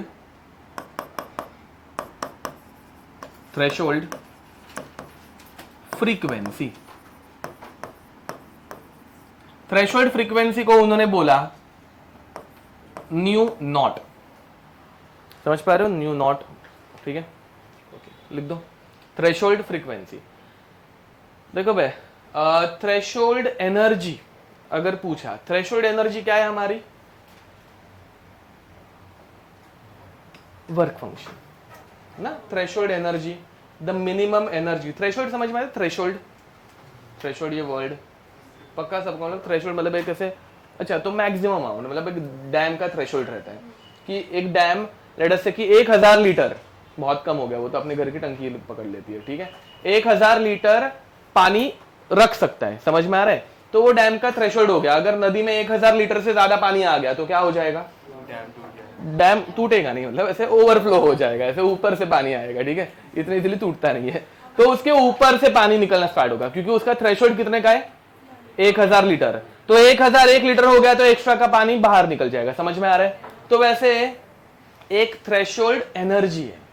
अब थ्रेशोल्ड मैक्सिमम भी रहता है, मिनिमम भी रहता है, समझ में आ रहा है? अब यहाँ पे थ्रेशोल्ड एनर्जी जो है वो मैक्सिमम है कि मिनिमम है? डेफिनेशन रीड करो ना वर्क फंक्शन की। मिनिमम एनर्जी बराबर इतनी एनर्जी मिनिमम देनी पड़ेगी, इससे कम अगर एनर्जी देंगे तो करंट प्रोड्यूस होगा क्या ना? थ्रेशोल्ड मैक्सिमम भी रहता है, मिनिमम भी रहता है। मतलब अगर लेट से कि हम लोग दुकान में गए किसी जगह पे, ठीक है, तो उस दुकानदार का एक मिनिमम थ्रेशोल्ड रहता है कि भाई एक कपड़ा ऐसे मतलब 1000 रुपए का तो बिकना ही चाहिए, नहीं तो मुझे लॉस होगा ना, वो ऐसा रहता है। तो वो मिनिमम उसका थ्रेशोल्ड कितने का है? 1000 रुपए का, कि मैं कपड़ा अगर बेचूंगा तो 1000 रुपए में मिनिमम बेचूंगा और इससे ऊपर भी बेच सकता हूं, समझ में आ रहा है? ठीक है, तो थ्रेशोल्ड दो टाइप के रहते हैं, एक मिनिमम एक मैक्सिमम। तो यहाँ पे वर्क फंक्शन जो है उसका थ्रेशोल्ड क्या है? मिनिमम एनर्जी का है, ठीक है। अब यहाँ पे दूसरा कौन सा हम लोग पढ़ रहे हैं? Threshold frequency. तो थ्रेशोल्ड फ्रीक्वेंसी मतलब क्या? देखो भाई, फ्रीक्वेंसी का फॉर्मूला, एनर्जी एंड फ्रीक्वेंसी का रिलेशन क्या रहता है? H इंटू न्यू, बराबर है कि नहीं? ठीक है, तो अगर ये थ्रेशोल्ड वेवलेंथ पे मतलब फाई इज इक्वल टू, हम लोगों ने क्या बोला था? ईपी, मिनिमम इतनी एनर्जी रहनी चाहिए एनर्जी ऑफ फोटोन की। तो इस एनर्जी पे जो फ्रीक्वेंसी लगती है, इस एनर्जी ऑफ फोटोन की जो फ्रीक्वेंसी रहती है, उसे हम लोग क्या बोलेंगे? Threshold frequency. समझ में आ रहा है? Energy and frequency they are directly proportional या इनवर्सली प्रोपोर्शनल? डायरेक्टली प्रोपोर्शनल दिख रहा है यहाँ पे। ओके, तो थ्रेशोल्ड एनर्जी अगर मिनिमम है तो थ्रेशोल्ड फ्रीक्वेंसी भी मिनिमम फ्रीक्वेंसी रहती है। समझ में आ रहा है? ठीक है, लिख दो यहाँ पे, the minimum frequency required, threshold minimum वाला, the minimum frequency required, the minimum frequency required the minimum frequency required to eject a photoelectron, to eject a photoelectron. The minimum frequency required to eject a photoelectron is called as threshold frequency. उसका formula लिख देना, उसका formula लिख देना, phi is equal to h nu. ठीक है, 5 minimum energy है, उस पे जो फ्रीक्वेंसी रहेगी उसे बोलेंगे थ्रेशोल्ड फ्रीक्वेंसी. ठीक है, phi is equal to h nu not. ठीक है, phi is equal to h nu not. ये पक्का समझा? 5 इज माई मिनिमम एनर्जी, इतने एनर्जी को करस्पॉन्ड करने वाली फ्रीक्वेंसी जो रहेगी that is my minimum frequency. ठीक है, okay. Next, threshold wavelength. Threshold wavelength lambda not. Threshold wavelength lambda not. ठीक है, लिखो. Now, tell me what is the relationship between energy and lambda. Energy is equal to, हाँ अरे जल्दी बताओ, कोई तो बताओ. hc by, तो energy and wavelength they are directly proportional या इनवर्सली प्रोपोर्शनल? तो ये इनवर्स रिलेशन है, तो मिनिमम एनर्जी अपने को चाहिए, तो वेवलेंथ क्या रहेगी? पक्का समझ में आ रहा है? पक्का, ओके. तो लिखो the maximum wavelength required, the maximum wavelength required to eject a photo electron. ठीक है, the maximum energy required to eject a photo electron is called as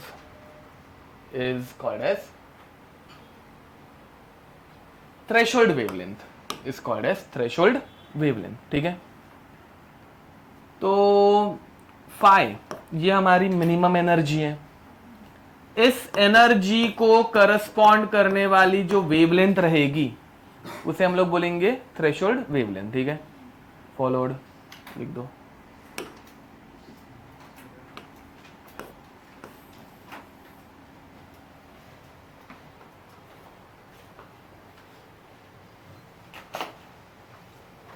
इसके ऊपर बहुत बार क्वेश्चन आए हुए हैं और आते रहते हैं. ठीक है,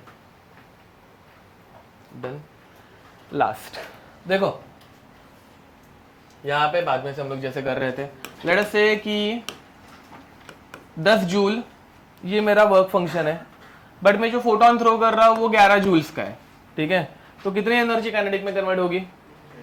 एक जूल की एनर्जी काइनेटिक एनर्जी में कन्वर्ट होगी.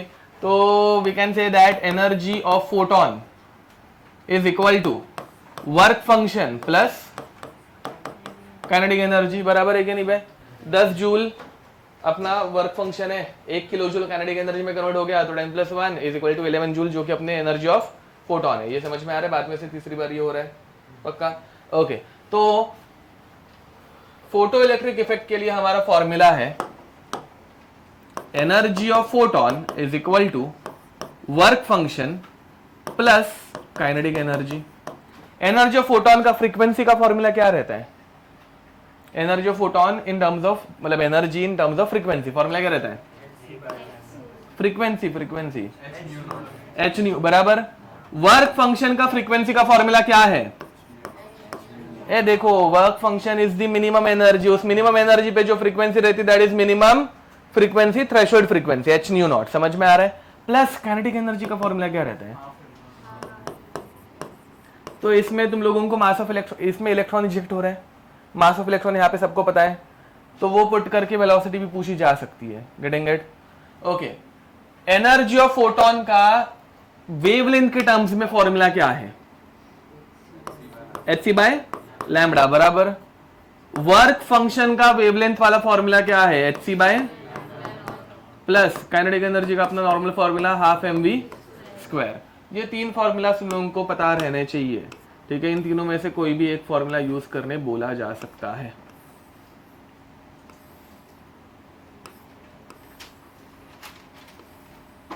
लिख दो, तब तक मैं क्वेश्चन ढूंढता हूँ। अब ये सब जेई एडवांस के, जेई मेंस के इसमें क्वेश्चंस है या नहीं है? हाँ, जेई मेंस मिल गया। Bohr's theory, Planck's, photo electric effect. हाँ चलो क्वेश्चन। ये कौन ऐसे अजीब तरीके से हंस रहा है एकदम ऐसे? कोई तो हंस रहा था ऐसे, नहीं कोई तो हंस रहा था ऐसे अजीब तरीके से हंस रहा था कोई तो। तेरी हंसी है क्या? वो वापस हंस के दिखा। नहीं ओके तुम नहीं ओके चलो। अब देखो भाई, एक क्वेश्चन लेता है। ये क्वेश्चन वैसे थोड़ा बहुत डिफिकल्ट है, थोड़ा बहुत, ज्यादा नहीं, ठीक है। चलो देखो,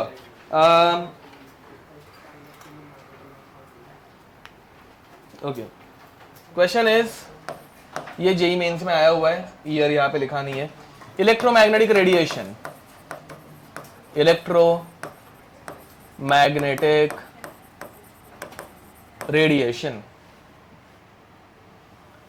of 310 angstrom are subjected electromagnetic radiations are subjected to a metal of work function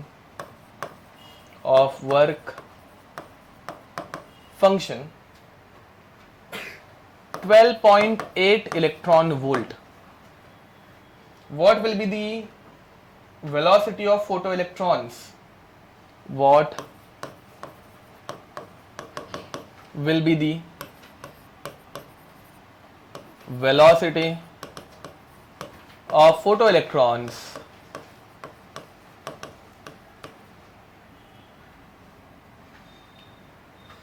with maximum kinetic energy?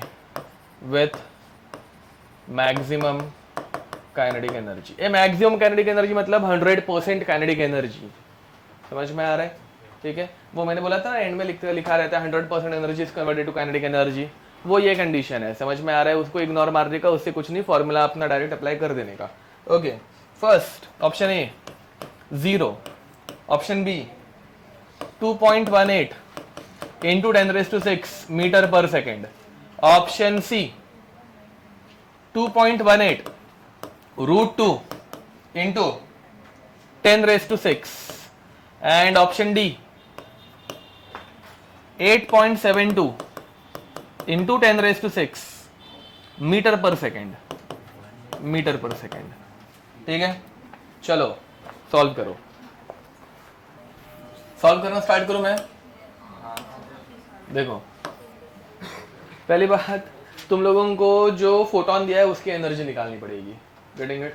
ठीक है, फोटोन की वेवलेंथ कितनी दी है? 310 बराबर। तो energy of photon is equal to 12400 upon 310 electron volt, समझा? 12400 की यूज किया, वो समझ में आ रहा है सबको? एंगस्ट्रॉम में है, ठीक है, तो एंगस्ट्रॉम में अपने को यही फॉर्मूला यूज करना है। 31 4 तो ये 40 इलेक्ट्रॉन वोल्ट हो गया, समझ में आया कुछ? ठीक है, तुम लोग अगर 4 से शुरू किए रहोगे तो वहां पे खत्म क्वेश्चन, मतलब ठीक है, अगर गलत फॉर्मूला यूज किया होगा तो। ये 40 इलेक्ट्रॉन वोल्ट हो गए। अब ये 40 इलेक्ट्रॉन वोल्ट से जो तुम लोगों की एनर्जी जनरेट होगी, मतलब कौन सी काइनेटिक एनर्जी, वो निकालना पड़ेगा। So we know that energy of photon is equal to work function plus kinetic energy. तो kinetic energy is equal to energy of photon minus work function, which is 40 minus 12.8। Answer कितना आएगा? 27.2। Okay, 27.2 electron volt. ये यहां तक समझ पा रहे हो? बट अभी इसके बाद ये दिक्कत है कि हम लोगों को जो भी यूनिट्स दिए हैं आंसर्स में, वो किस में है? Metre per second. Mass of electron भी जो दिया है वो किस में है? किलो जूल्स, मतलब अपना एमकेएस यूनिट है। एंड ये हमारा जो है इलेक्ट्रॉन वोल्ट, मतलब ये एमकेएस में नहीं आ रहा है, समझ में आ रहा है? तो इसको एमकेएस में कन्वर्ट करना पड़ेगा या फिर एसआई यूनिट में कन्वर्ट करना पड़ेगा। एसआई यूनिट में अगर इसको मुझे कन्वर्ट करना है तो एसआई यूनिट में एनर्जी का यूनिट क्या रहता है? जूल्स रहता है। एनर्जी का यूनिट एसआई में क्या रहता है? Joules. And we know how to convert electron volt into joules. क्या करने का?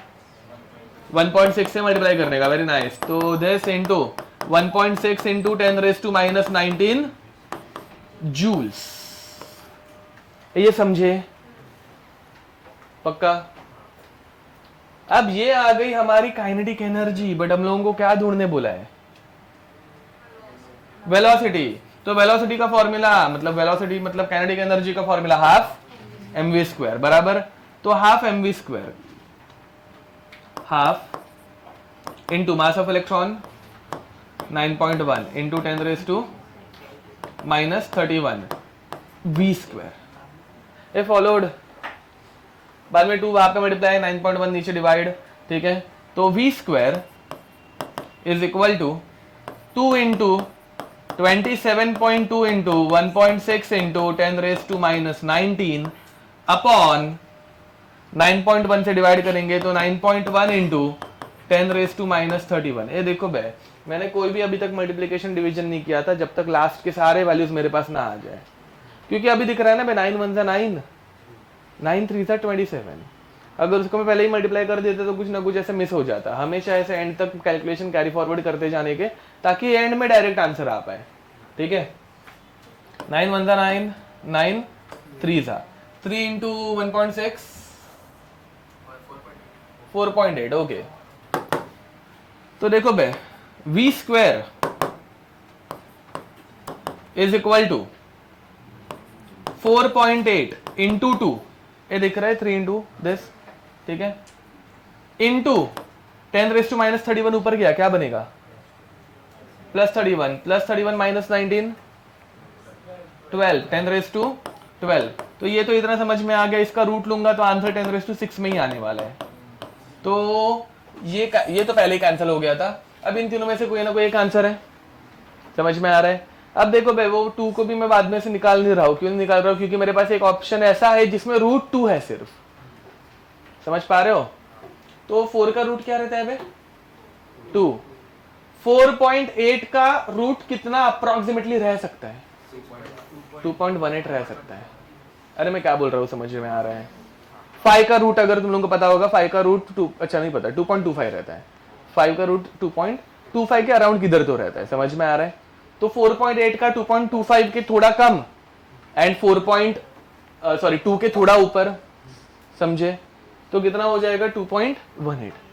तो इसका आंसर बनेगा 2 मतलब v का वेलोसिटी का आंसर रूट लेने के बाद 2.18, 2 का root √2 into 10⁻6 metre per second. Followed. इनमें सिर्फ यूनिट कन्वर्जन अच्छे से करने आना चाहिए, बाकी कुछ नहीं है। बाकी आंसर्स वहां से समझ में आ जाते हैं, ठीक है। आगे बढ़े, और एक क्वेश्चन।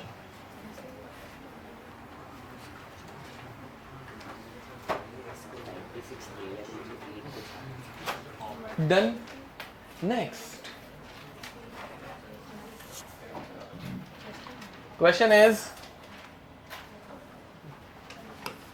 ये जेई में आया हुआ क्वेश्चन है, जेई 21 का है, ठीक है। तो जेई 2021 का है। ये देखो भाई, उस टाइम पे जितने भी इंटीजर टाइप रहते थे वो ऑप्शनल भी रहते थे, मतलब एनी 5 आउट ऑफ 10 एनी 5, ठीक है। तो इंटीजर टाइप के कुछ क्वेश्चंस डिफिकल्ट रहते थे। अभी इसमें भी नंबर थोड़े से डिफिकल्ट रह सकते हैं, पता नहीं है मुझे, ठीक है। मैं क्वेश्चन दे रहा हूँ बट देखते हैं। A metal surface, metal surface is exposed to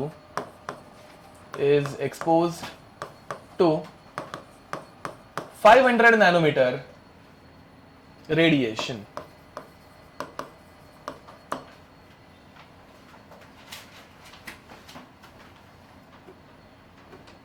The threshold frequency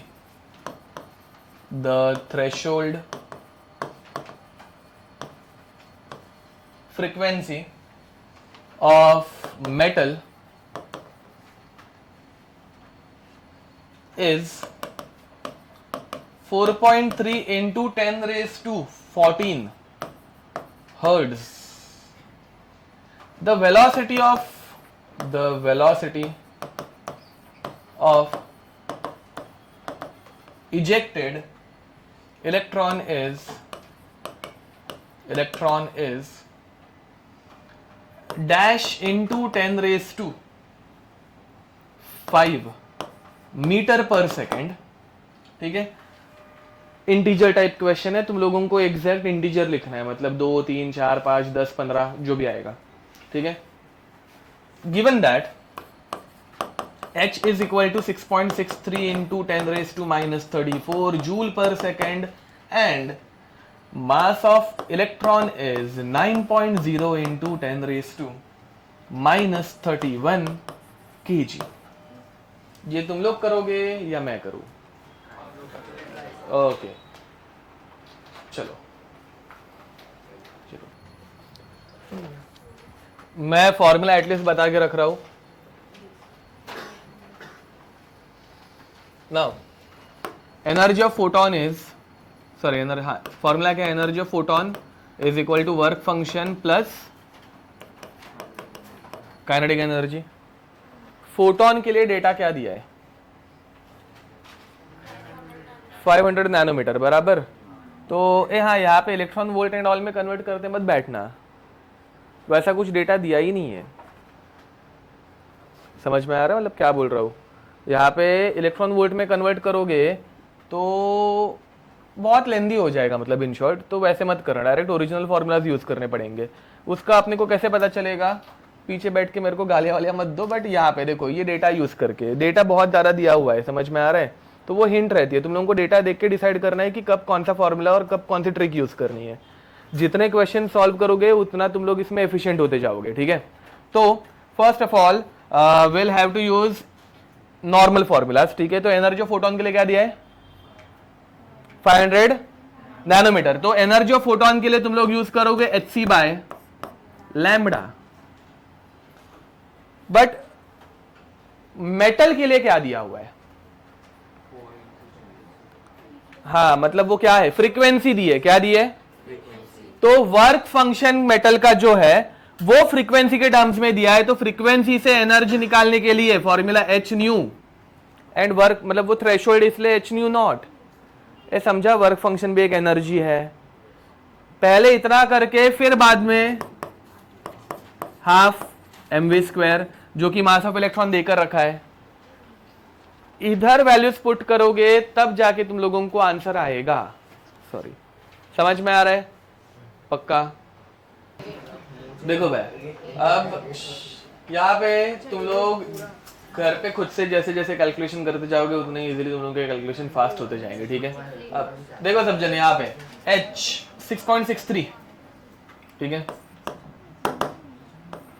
6.63 into 10 raised to minus 34 into 3 into 10 raised to 8 upon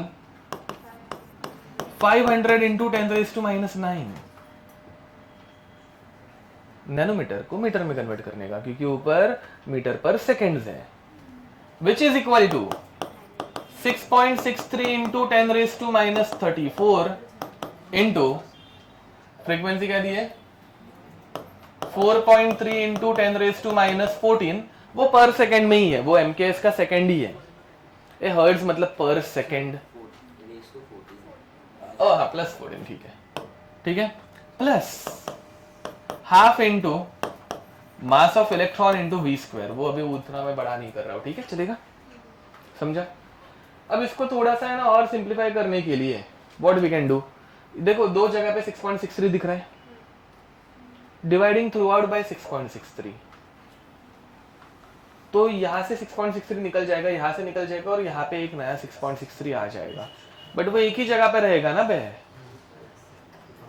follow कर पा रहे हो क्या बोल रहा हूँ? पक्का? पक्का ना? ओके, तो डिवाइडिंग थ्रू आउट बाय 6.63. तो अब ये निकल गया, यहाँ पे क्या बच रहा है? जरा सिंप्लीफाई करते हैं. देखो भाई, 3 अपॉन 5, ध्यान देंगे, into 10 raised to minus 7. 10 raised to 2 निकाल दिया ना, दो जीरोस. तो 10 रेज टू -7 ऊपर जाएगा तो 10 रेज टू 15, समझा? Which is equal to 4.3। हाँ नहीं मैं बोल रहा हूँ ना 6.63 इंटू 10 रेज टू -34 से थ्रू आउट में डिवाइड कर रहा हूँ। ओके, नहीं तो तुम लोग यहाँ पे ही कर सकते थे। देखो दो जगह पे h है, दो जगह पे h से मल्टीप्लाई बार बार करने के बदले मैं इसको कंप्लीटली h से डिवाइड अगर मैं कर दूं तो मेरा फॉर्मूला क्या बचेगा, c by lambda is equal to nu naught plus half mv² by h। मतलब अभी एक ही जगह पे h आएगा ना बे, कैलकुलेशन थोड़े सिंप्लीफाई हो जाएंगे। Getting it? Okay, this into 10 raise to 14 plus half mv² divided by 6.63 into 10 raise to -34। ये समझे? तो अभी कैलकुलेशन अच्छे खासे इजी और सिंप्लीफाइड लग रहे हैं। नेक्स्ट इधर आएगा, चलो मुझे इसको डिवाइड करने में हेल्प करो। 3/5 कितना होता है? 0.6। 0.6 और यहां से मैं 10 को कैरी फॉरवर्ड कर रहा हूं, चलेगा? तो 6 इंटू 10 रेज टू, समझा?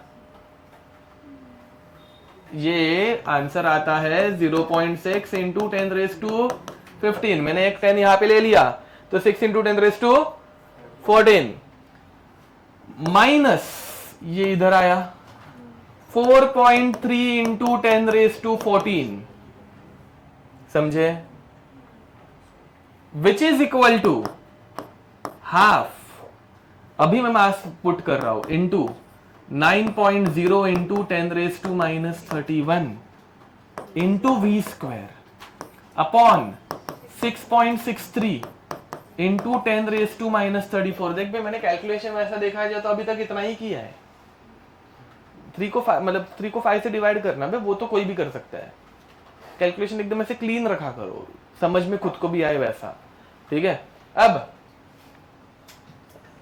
9 और 6 को डिवाइड करना तो हम लोग बचपन से सीखे हुए हैं, वो भी थोड़ा सिंप्लीफाई कर सकते हैं। 3 3 9, 3 2 6, वापस 2 वापस 1 ना। देखो नंबर बहुत सिंप्लीफाइड होते जा रहे हैं अपने आप, ठीक है? फिर बाद में इन दोनों को सब्ट्रैक्ट करेंगे तो क्या बस 6 में से 4.3 गया, okay 1.7 into 10 raise to 14 into 2 into 2.21 into 10 raise to -34। ये क्या कर रहे हो, समझ में आ रहा है ना? अभी सब कुछ एक जगह पे लेके आ रहा हूं। Upon 3 into 10 raise to -31 which is equal to v²।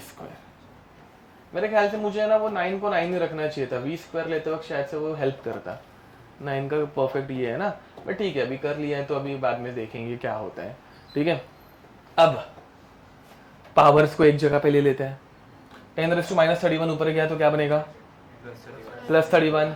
अब ये +31 बनेगा -31 -34 -3 -3 प्लस 14 प्लस 11, तो 10 की पावर +11 में आने वाली है, वो क्लियर हो गया।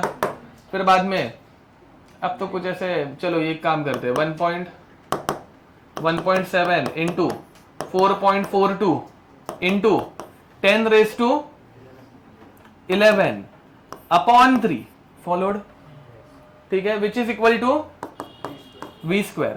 बट अपने को ओरिजिनल आंसर किसके टर्म्स में चाहिए, 10 रेज टू 5 के, 10 रेज टू 5 के टर्म्स में चाहिए। मतलब यहाँ पे ये 10 रेज टू 10 रहेगा तो 10 रेज टू 5 होगा। Getting it? ठीक है, तो 1 0 पहले ही यहाँ पे कन्वर्ट कर देते हैं।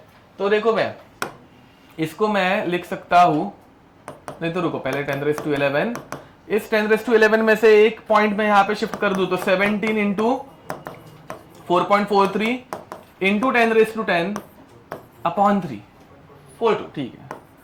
यही समझे? 17 का टेबल तो सबको आता रहेगा होपफुली।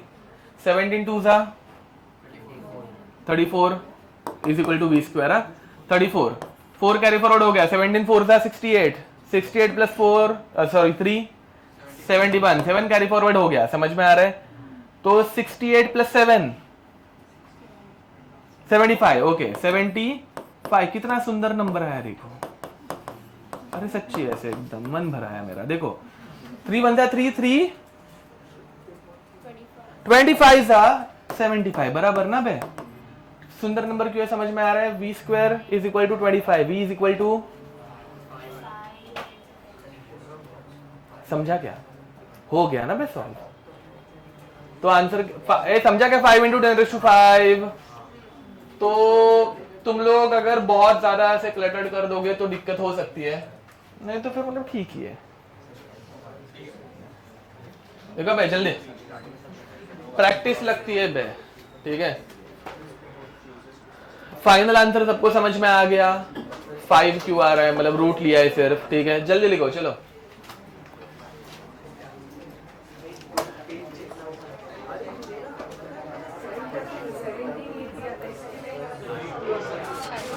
हमारा लेक्चर 10:30 तक है ना?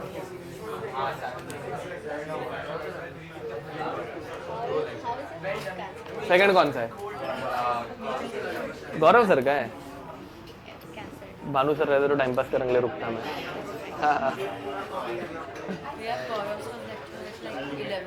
11 and he'll come till हाँ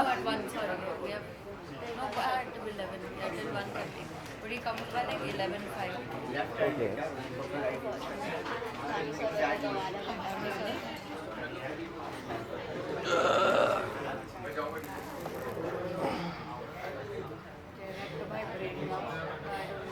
नेक्स्ट, अरे ये कैलकुलेशन तुम लोग घर पे जाके खुद से भी कर सकते हो, ऐसे गणित है वो। हाँ अरे हिंदी में गणित बोलते हो उसको। हाँ नो, मैं अभी बीच में बाहर गया था ना, दैट वाज योर ब्रेक। हाँ सही रहता है सच्ची। Okay now we are going to start with Bohr's atomic model, ठीक है। बोर्स, ठीक है। रदरफोर्ड तक ए देखो बे, अब रदरफोर्ड का एटॉमिक मॉडल, ये सब अभी हम लोग जो पढ़े ना, ये कुछ भी एक्सप्लेन नहीं कर पा रहा था, ठीक है। कैसे वो बोर्स पढ़ने के बाद ही समझ में आएगा। बट अभी हम लोगों ने जो आयनाइजेशन एंथैल्पी पढ़ा और फोटोइलेक्ट्रिक करंट भी मतलब वही था, आयनाइजेशन एंथैल्पी था, ठीक है। तो ये सब रदरफोर्ड का मॉडल एक्सप्लेन नहीं कर पा रहा था, ठीक है। तो इसलिए फिर बाद में बोर्स आए एंड बोर्स एटॉमिक मॉडल आया, ठीक है। चलो जरा शुरू करते हैं। बट उसके पहले एक यहाँ पे फोटोइलेक्ट्रिक इफेक्ट खत्म करने से पहले एक नोट लिख दो, नोट।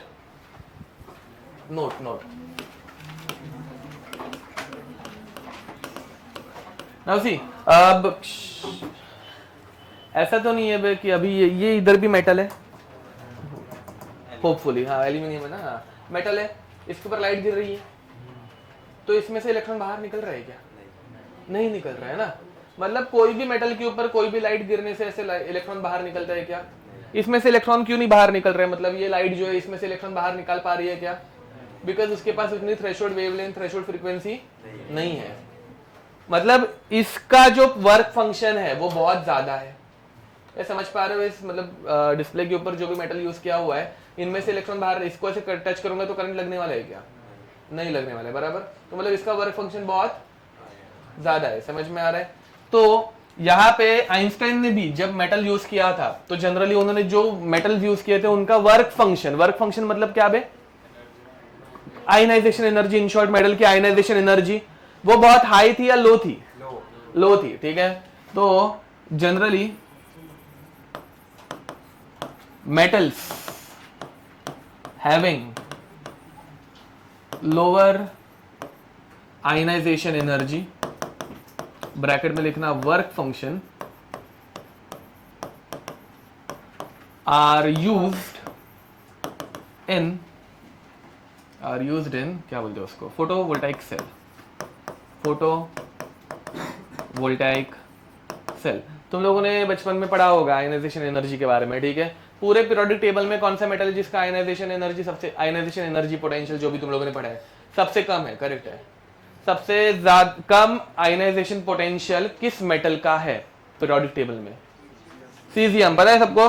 ओके, तो फोटोवोल्टाइक सेल में सबसे एफिशिएंटली जो मेटल यूज किया जा सकता है वो कौन सा हो गया? सीजियम, ठीक है। तो metal with lowest ionisation energy caesium, ये फोटोवोल्टाइक सेल में यूज होता है सबसे ज्यादा, ठीक है, समझा? मतलब उस टाइम पे यूज होता था, आज के जमाने में नहीं करते हम लोग, ठीक है। आज के ज़माने में परास्काट करके एक कंपाउंड रहता है, वो उनको यूज़ किया जाता है। डन, आगे बढ़े। नेक्स्ट हेडिंग लिखेंगे बोर्स एटॉमिक मॉडल।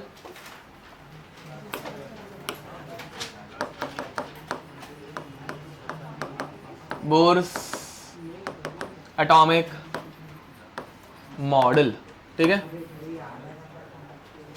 चलो, बोर्स के कुछ पोस्टुलेट्स हम लोग लिखने वाले हैं सबसे पहले। तो हेडिंग लिखेंगे postulates of bourse atomic model. Postulates of bourse atomic model, इसमें नंबर 1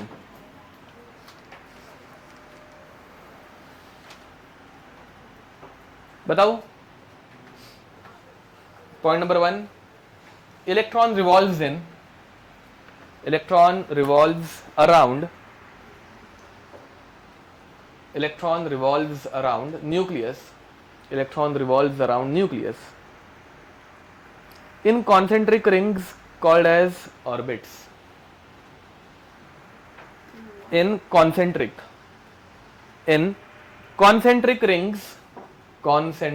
rings, ठीक है, called as orbits।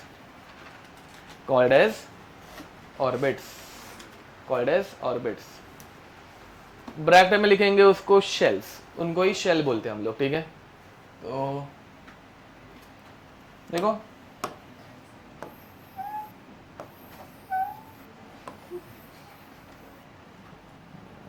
हंसाओ मत दे, इधर मेरा सर्कल खराब होता है। ओके, ठीक है, ठीक ठाक है। अब बीच में क्या रहता है हमेशा? प्रोटॉन। प्रोटॉन के बाजू में ऐसे क्या रहता है? ऑर्बिट्स। ऑर्बिट्स के अंदर कौन घूमता है? समझ में आ रहा है? इन ऑर्बिट्स को बोर्स ने नाम दिया था, कौन सा नाम दिया था? K L M N O P Q, continuous है, समझ में आ रहा है? एंड इनको ही हम लोगों ने नंबर्स भी दिए। बातें बहुत हो रही है भाई, आपस में बातें नहीं कर सकते। n = 1, n = 2, n = 3 and n = 4। In orbits में घूमते हैं हमारे इलेक्ट्रॉन्स। ऐसा किसने बताया हम लोगों को? बोर्स ने बताया। तो इनमें ऐसे इलेक्ट्रॉन्स ऐसे अलग अलग शेल्स में रह सकते हैं, इसमें कोई दिक्कत? रदरफोर्ड की थियोरी का लिमिटेशन क्या था? ये इलेक्ट्रॉन गोल गोल घूमता है, गोल गोल घूमते घूमते थक जाना चाहिए। थकने के बाद फिर बाद में ऐसे प्रोटॉन के आजू बाजू में घूमते घूमते ऐसे गोल गोल गोल गोल करके अंदर घुसना चाहिए। याद आ रहा है ऐसा कुछ? पक्का? ओके, तो ये रदरफोर्ड की थियोरी का लिमिटेशन था। इसके लिए उन्होंने हम लोगों को सेकंड पोस्टुलेट दिया, ठीक है, लिखो। द रिवॉल्विंग इलेक्ट्रॉन, हाँ ये देखो, बोर्स के थियरी में ना क्वांटम फिजिक्स और अपना नॉर्मल क्लासिकल फिजिक्स दोनों का यूज किया गया है। तो ये सेकंड पॉइंट जो है वो क्वांटम फिजिक्स से लिया हुआ है, जिसकी डेरिवेशन एंड ऑल अपने को याद रखनी, मतलब याद का है ही नहीं, ठीक है। हम लोगों को सिर्फ ये पॉइंट याद रखना, ठीक है। The revolving electron will not radiate, the revolving electron will not radiate, the revolving electron will not radiate any energy, the revolving electron will not radiate any energy in a orbit, उन्होंने बोला कि orbits में वो energy radiate नहीं करेंगे as long as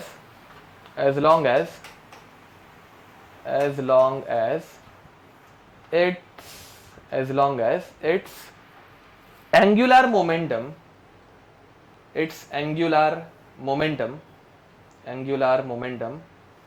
in that orbit is integral multiple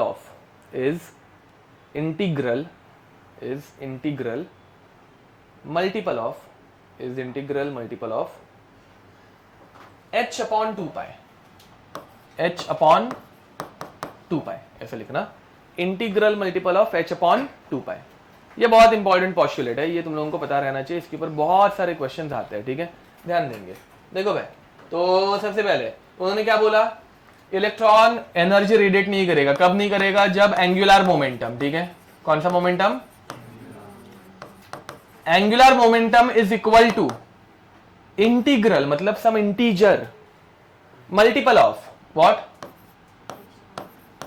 ये समझे क्या, angular momentum should be equal to NH by 2 pi, integral multiple मतलब some n multiple of h upon 2 pi, where value of n is equal to, दिख रहे क्या, 1 2 3 4 5, समझा।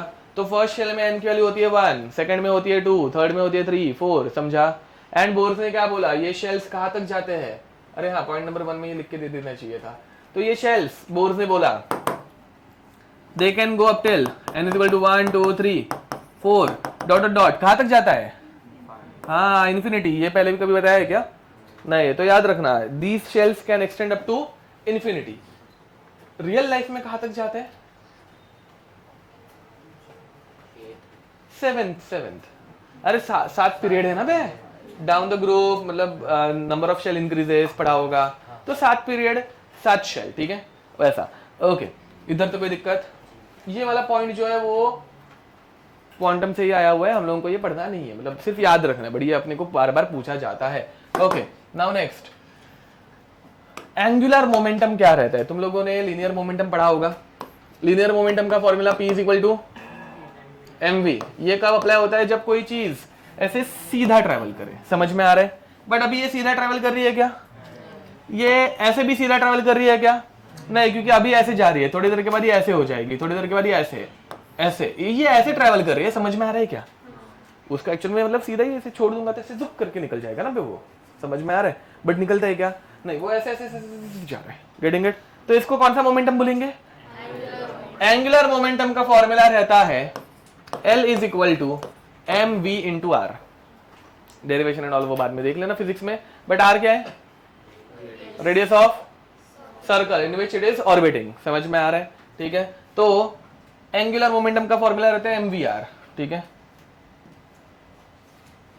तो यहां पे सेकंड पॉस्टुलेट हो जाता है mvr is equal to NH by 2 pi, समझा, ठीक है। ओके, इस पॉस्टुलेट में ही मतलब हम लोग थोड़े थियोरी को रुका के, और पॉस्टुलेट्स बाकी है, मतलब एक क्वेश्चन भी कर ही लेते हैं, ठीक है। Question is find angular momentum of an electron in first shell, L shell, M shell, fourth shell, ठीक है। H is Planck's constant, ये हाँ सुनो बे, बाय द वे एक पहला वाला मैं करके दिखा रहा हूँ, क्योंकि कितना सॉल्व कर रहे हैं तुम लोग को समझेगा नहीं, ये एमसीक्यू में बहुत बार आया हुआ है, ठीक है। इसके ऑप्शन ऐसे रहते हैं, ऑप्शन ए लेडस से, मतलब इसके ऑप्शन में बता देता हूँ, इसके ऑप्शन ऐसे रहते हैं h upon 2 pi, 3h upon 2 pi, h by pi, ये समझ में आ रहा है, मतलब तुम लोगों को h भी नहीं पुट करना है, पाई भी नहीं पुट करना है, कोई answer numerically exact find out करना है क्या, h और पाई के टर्म्स में ही आंसर निकालना है, तुम लोग डायरेक्ट कर पाओगे, मैं करके दिखाऊँ एक आधा, कर लोगे ना, एक फिर भी मैं पहला वाला करके दिखा देता हूँ, चलो। तो फर्स्ट शेल में n की वैल्यू 1, क्या लफड़ा हो रहा है बाहर, वैसे कुछ झगड़ा वगड़ा हो रहा है क्या, रुको देखने जाते हैं, पंचायत करेंगे थोड़ा सा, रुको, तुम लोग नहीं देखोगे, मैं देखूंगा, रुको। तो angular momentum is equal to NH by 2 pi, n की वैल्यू 1, तो यहाँ पे क्या हो जाएगा 1 into h by 2 pi, this is your angular momentum, खत्म। सेकंड वाले में 2h बाई 2 पाई, 2 कैंसिल करने का h बाई पाई, थर्ड वाले में 3h बाई 2 पाई, फोर्थ वाले में 4h बाई 2 पाई, कर लो, खत्म करो।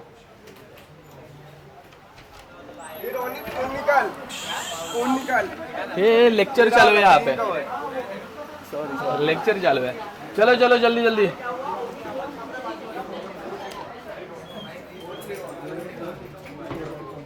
ओके,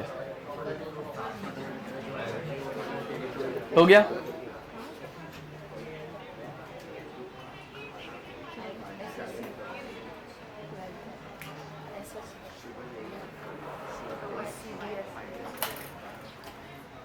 डन, आगे बढ़े। नेक्स्ट पॉइंट नंबर 3 लिखो बे, point number 3, electron revolving in lower orbits, electrons revolving in lower orbits have electrons revolving in lower orbit have less energy, electrons revolving in lower orbits have less energy, and electrons revolving in higher orbit and electrons revolving in higher orbit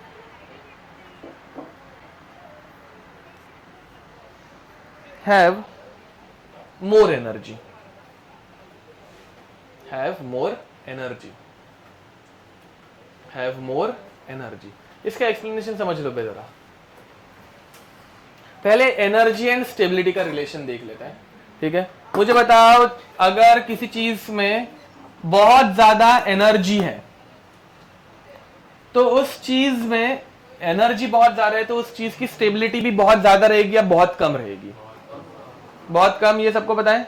energy and stability they are inversely proportional, पक्का? Okay, तो याद रखना बे, energy is inversely proportional to stability. समझ में आ रहा है?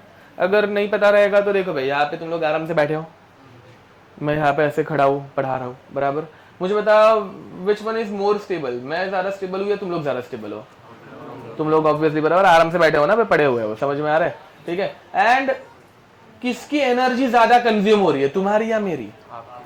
ना, मतलब मैं थोड़ा, तुम्हारे कंपैरिजन में मैं थोड़ा अनस्टेबल हूं तो मेरी एनर्जी भी ज्यादा है, तुम थोड़े से स्टेबल हो तो तुम्हारी एनर्जी भी कम हो, मतलब कम कंज्यूम हो रही है ना, ज्यादा थोड़ी ना कंज्यूम हो रही है, ठीक ठाक, ठीक है। अब उसी बदले अगर मैं दोनों को बोलूं सो जाओ ना, तो तुम लोगों को और ज्यादा स्टेबल फील होगा या कम स्टेबल फील होगा?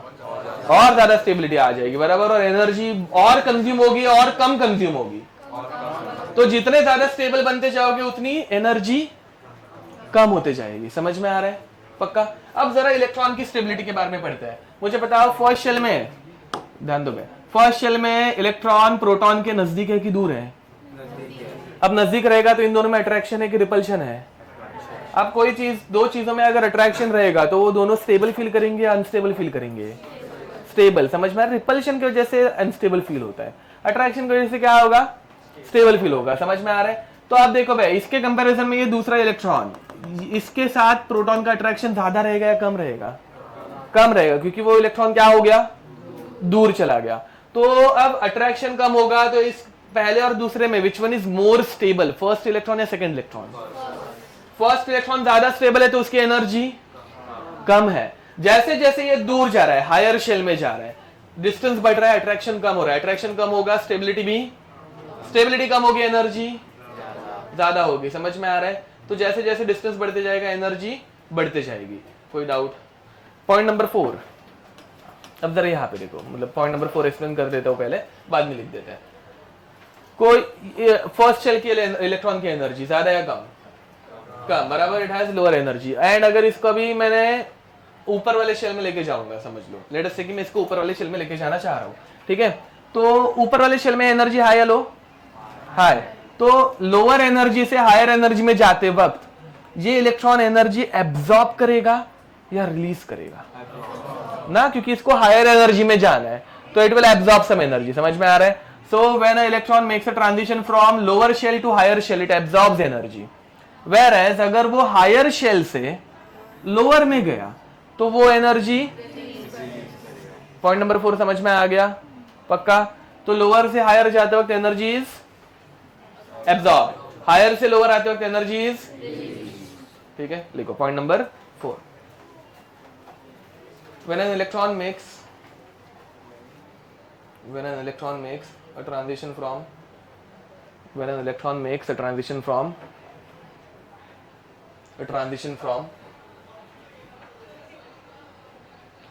lower orbit to higher orbit, door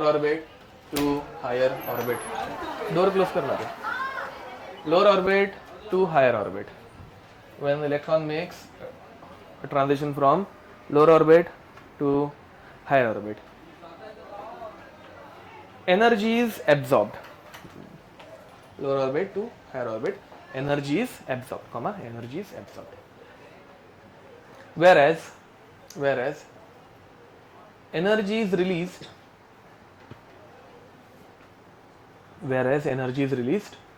when an electron makes transition from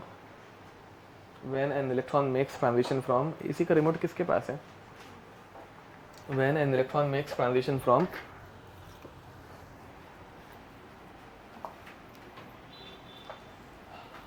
higher orbit to lower orbit, ठीक है, higher orbit to lower orbit.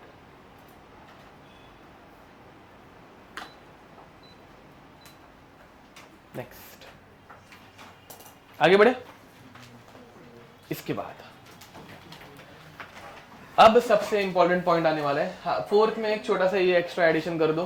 तो देखो भाई, जब कोई इलेक्ट्रॉन लोअर से हायर जाता है, एनर्जी उसकी बढ़ जाती है, तो इसे बोलते हैं एक्साइटेशन. क्या बोलते हैं? एक्साइटेशन. एनर्जी बढ़ना मतलब एक्साइटेशन. एक्साइटेशन कहां से कहां पे होता है? Lower orbit to higher orbit. मतलब 1 to 2 जाएगा, 1 to 3 गया, 2 to 3 गया, 2 to 4 गया. लोअर से हायर में जाएगा तो उसको क्या बोलने का? Excitation. Whereas if it is coming from higher orbit to lower orbit, it is called as de-excitation. क्या बोलने का? तो de-excitation मतलब 3 से 1 में आया, 3 से 2 में गया, या फिर 4 से 1 में आ गया, एक्सेट्रा. हायर से लोअर जाना de-excitation, लोअर से हायर जाना एक्साइटेशन. ठीक है. नेक्स्ट. अब ये सबसे इंपॉर्टेंट पॉस्टुलेट है, मतलब ये तुम लोगों को समझ में भी आ जाएगा. ठीक है. फिफ्थ, ये क्लासिकल फिजिक्स का यूज होता है. ठीक है. इसमें हम लोगों को classical physics point of view बताया जाएगा कि इलेक्ट्रॉन एनर्जी क्यों लूज नहीं करता. तो जरा ध्यान देंगे. देखो भाई, ये हमारी अर्थ, ऐसे परफेक्ट सर्कल तो नहीं रहती बट ठीक है. इसमें ये हाईएस्ट पीक, ठीक है, कौन सा है अपना? वो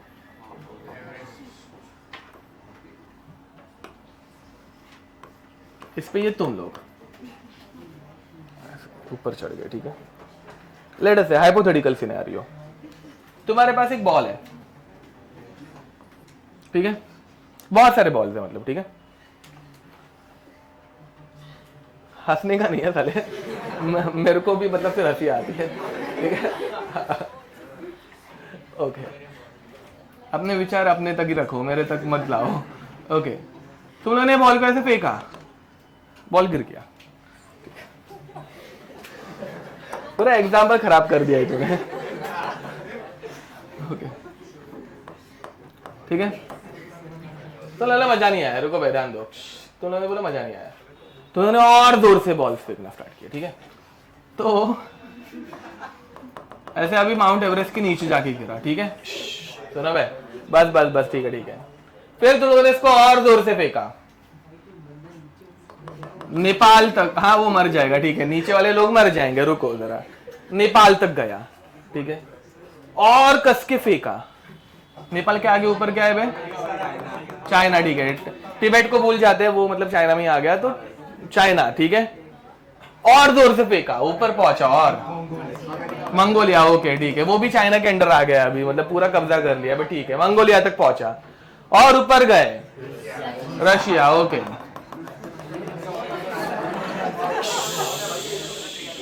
फिर ऐसे एकदम जी जान लगा दी पूरी की पूरी, समझ में, ऐसे एकदम ताकत. ठीक है.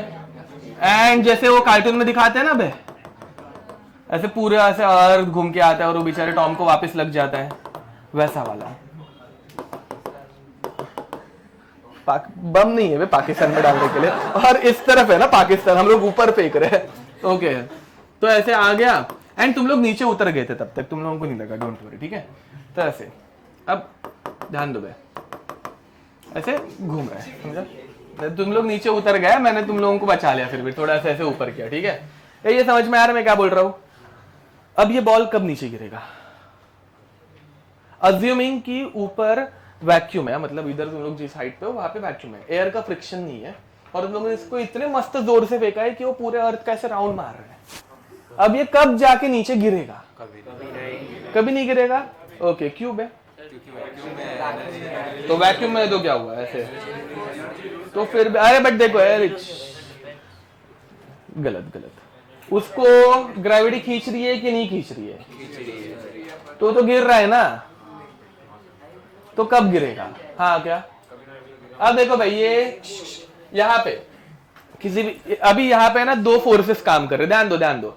इस बॉल के ऊपर तुम्हारे लड़े से यहाँ पे दो फोर्सेस काम कर रहे हैं। एक इसको एक नीचे खींचने वाला force of attraction which is, and इसको ऐसे बाहर की तरफ फेंकने वाला एक फोर्स ऑफ अट्रैक्शन है which is centrifugal force. Very nice, समझ में आ रहा है? यहाँ पे दो फोर्सेस है, एक है सेंट्रीपिटल जो कि है अपना ग्रेविटेशनल फोर्स, एंड दूसरा एक सूडो फोर्स विच इज सेंट्री जो कि बाहर की तरफ जाने वाला फोर्स। समझ में आ रहा है? एंड तुम लोगों ने इस बॉल को इतना एनर्जी से सफिशिएंटली फेंका है कि अभी दोनों फोर्सेस तुम लोगों ने बैलेंस किए। देखो भाई, ये अगर मैंने इसको छोड़ दिया तो ये नीचे जाएगा, बट अगर मैंने इसको ऐसे पकड़ के रखा है तो मैं क्या कर रहा हूं? मैं ग्रेविटी के फोर्स को बैलेंस कर रहा हूं ना। मैं अगर मैं इसको और ज्यादा फोर्स दूंगा तो ये ऊपर लेके जा सकता हूं मैं, तो मैंने ज्यादा एनर्जी दी। बट जब तक मैं इसको सफिशिएंट एनर्जी दे रहा हूं कि ग्रेविटी और मैं जो एनर्जी प्रोवाइड कर रहा हूं बैलेंस्ड है, ये गिरने वाला है क्या? अब मैंने इसको ऐसे फेंका, नहीं फेंकूंगा, डोंट वरी, बट स्टिल फेंका और जोर से फेंका ऐसे ऊपर जाके, तो ये कंटिन्यूअसली नीचे गिरने की कोशिश कर रहा है, बट मैंने उतनी एनर्जी इसको दी है कि उसका सेंट्रीपिटल फोर्स भी ऊपर की तरफ जा रहा है। तो दोनों फोर्सेस अगर बैलेंस्ड हो गए तो कभी जिंदगी में गिर पाएगा क्या? ये हम लोग कहाँ पे यूज करते हैं प्रिंसिपल?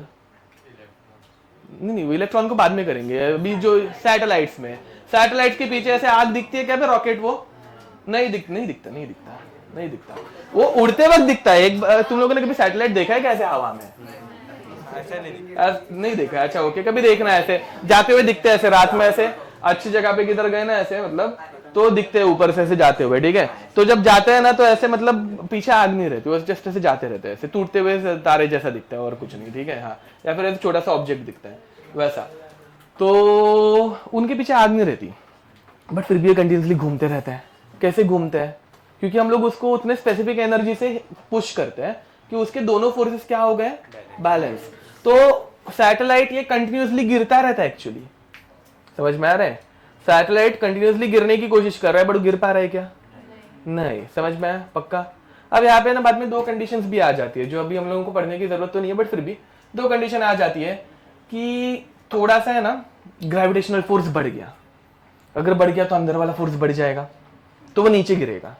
बट उसी बदले अगर मैंने, हाँ, इसी बॉल को अगर मैंने बहुत तेज फेंक दिया रहता, इतना तेज कि ये ऐसे जाके ऐसे हो गया, समझ में आ रहा है? अब ग्रेविटी इसको खींच पाएगी क्या अंदर वापस? तो ये अर्थ से बाहर निकल जाएगा। जो होगा वो उसका वो बाद में वो जाने। हाँ ठीक है, बट मैंने क्या बोला समझा? तो यही प्रिंसिपल अभी हम लोग किधर अप्लाई करने वाले हैं? इलेक्ट्रॉन्स के लिए। समझ में आ रहा है? अब देखो भाई, तो बोर्स ने बोला ये हमारा इलेक्ट्रॉन जो कभी प्रोटॉन के अंदर गिरता है क्या? नहीं गिरता। क्यों नहीं गिरता? तो यस, बट कौन से दो फोर्स वो देखते हैं। तो ये हमारा इलेक्ट्रॉन जो कंटिन्यूसली घूम रहा है, इसके ऊपर भी दो फोर्सेस एक्ट कर रहे हैं। एक नीचे आने वाला कौन सा फोर्स? हाँ, बट उसके लिए कुछ नाम बताओ। इलेक्ट्रोस्टैटिक फोर्स ऑफ अट्रैक्शन या फिर कूलम्बिक फोर्स ऑफ अट्रैक्शन, ठीक है? एंड इसके बाहर की तरफ भी एक फोर्स अप्लाई हो रहा है, कौन सा? Centrifugal force. ये समझ में आ रहा है क्या? एंड यहाँ पे कौन सा है? कूलम्बिक फोर्स ऑफ अट्रैक्शन बोलता हूं। समझ में आ रहा है? So if Coulombic force of attraction is equal to centrifugal force, electron will not fall inside the nucleus. What is the formula for Coulombic force of attraction? Okay, मैं बताता हूँ। Coulomb's law K Q1 Q2 upon R square. What is the formula of centrifugal force? Centrifugal नहीं पता होगा तो centripetal बता दो। Centripetal force mv square by r. Thank you. तो ये होता है mv square by r, ठीक है? Where m is mass of what? Electron. V is what? Velocity of electron. R is what? Radius of the atom. ठीक है? ये समझ पा रहे हो? K क्या है वे? Constant. Q1 charge on first particle. Q2 R square radius of atom. ठीक है? अब यहाँ पे Q1 में इलेक्ट्रॉन को मान लूं क्या? जान दो बे। Q1 की वैल्यू क्या रहती है? अरे मतलब इलेक्ट्रॉन का चार्ज क्या रहता है? ओके 1.6 इंटू 10 टू माइनस, और जिसको हम लोग क्या बोलते हैं? 1 चलेगा, प्रोटॉन। अब पहली बात यहाँ पे देखो एक इलेक्ट्रॉन दिख रहा है, बट इस न्यूक्लियस के अंदर कितने प्रोटॉन अपने को दिख रहे हैं क्या? एक रह सकता है, तो एक अगर रहा तो क्या होगा? 1e बराबर। अगर एक रहा तो 1e, अगर 2 रहे तो 2e, 3 रहे तो कितने प्रोटॉन रहते हैं वो अपने को नंबर पता बताता है z, याद है z एटॉमिक नंबर। तो z प्रोटॉन के लिए कितना चार्ज हो जाएगा? Ze, getting it? ठीक है, तो यहाँ पे Q2 की वैल्यू हो जाती है Ze, तो ये सारी वैल्यूज मैं यहाँ पे पुट कर दूं तो क्या हो जाएगा? K इंटू Q1 की वैल्यू E, Q2 की upon which is equal to, तो फाइनली क्या इक्वेशन मिलती है? ZE square upon R square should be equal to mv square by R। ये समझे? पक्का? तो अगर ये कंडीशन भी सेटिस्फाई हुई, बोर्स ने 2 कंडीशन दी, इलेक्ट्रॉन एनर्जी क्यों लूज नहीं करता उसके लिए। पहली कंडीशन क्या थी? Angular momentum should be equal to integral multiple of, ये तुम लोग ध्यान देते हो ना मैं जब ऐसे बोलता हूँ और रुक जाता हूँ, हाँ, h/2π बराबर। वापस एक बार, पहली कंडीशन क्या थी? Angular momentum should be equal to integral multiple of बराबर, एंड दूसरी condition coulombic force of attraction should be equal to, समझा? पक्का? ये है हमारे बोर्स के पोस्टुलेट्स, मतलब अजम्पशंस उन्होंने जो दिए थे। ठीक है, अब इसको आगे जाके हम लोग नेक्स्ट लेक्चर में सॉल्व करेंगे। कितना टाइम हो रहा है? हाँ ठीक है, चलो ठीक है। तो with this will stop here, till then see next time, bye bye. हाँ के, अच्छा हाँ सॉरी, के है यहाँ पे, के है।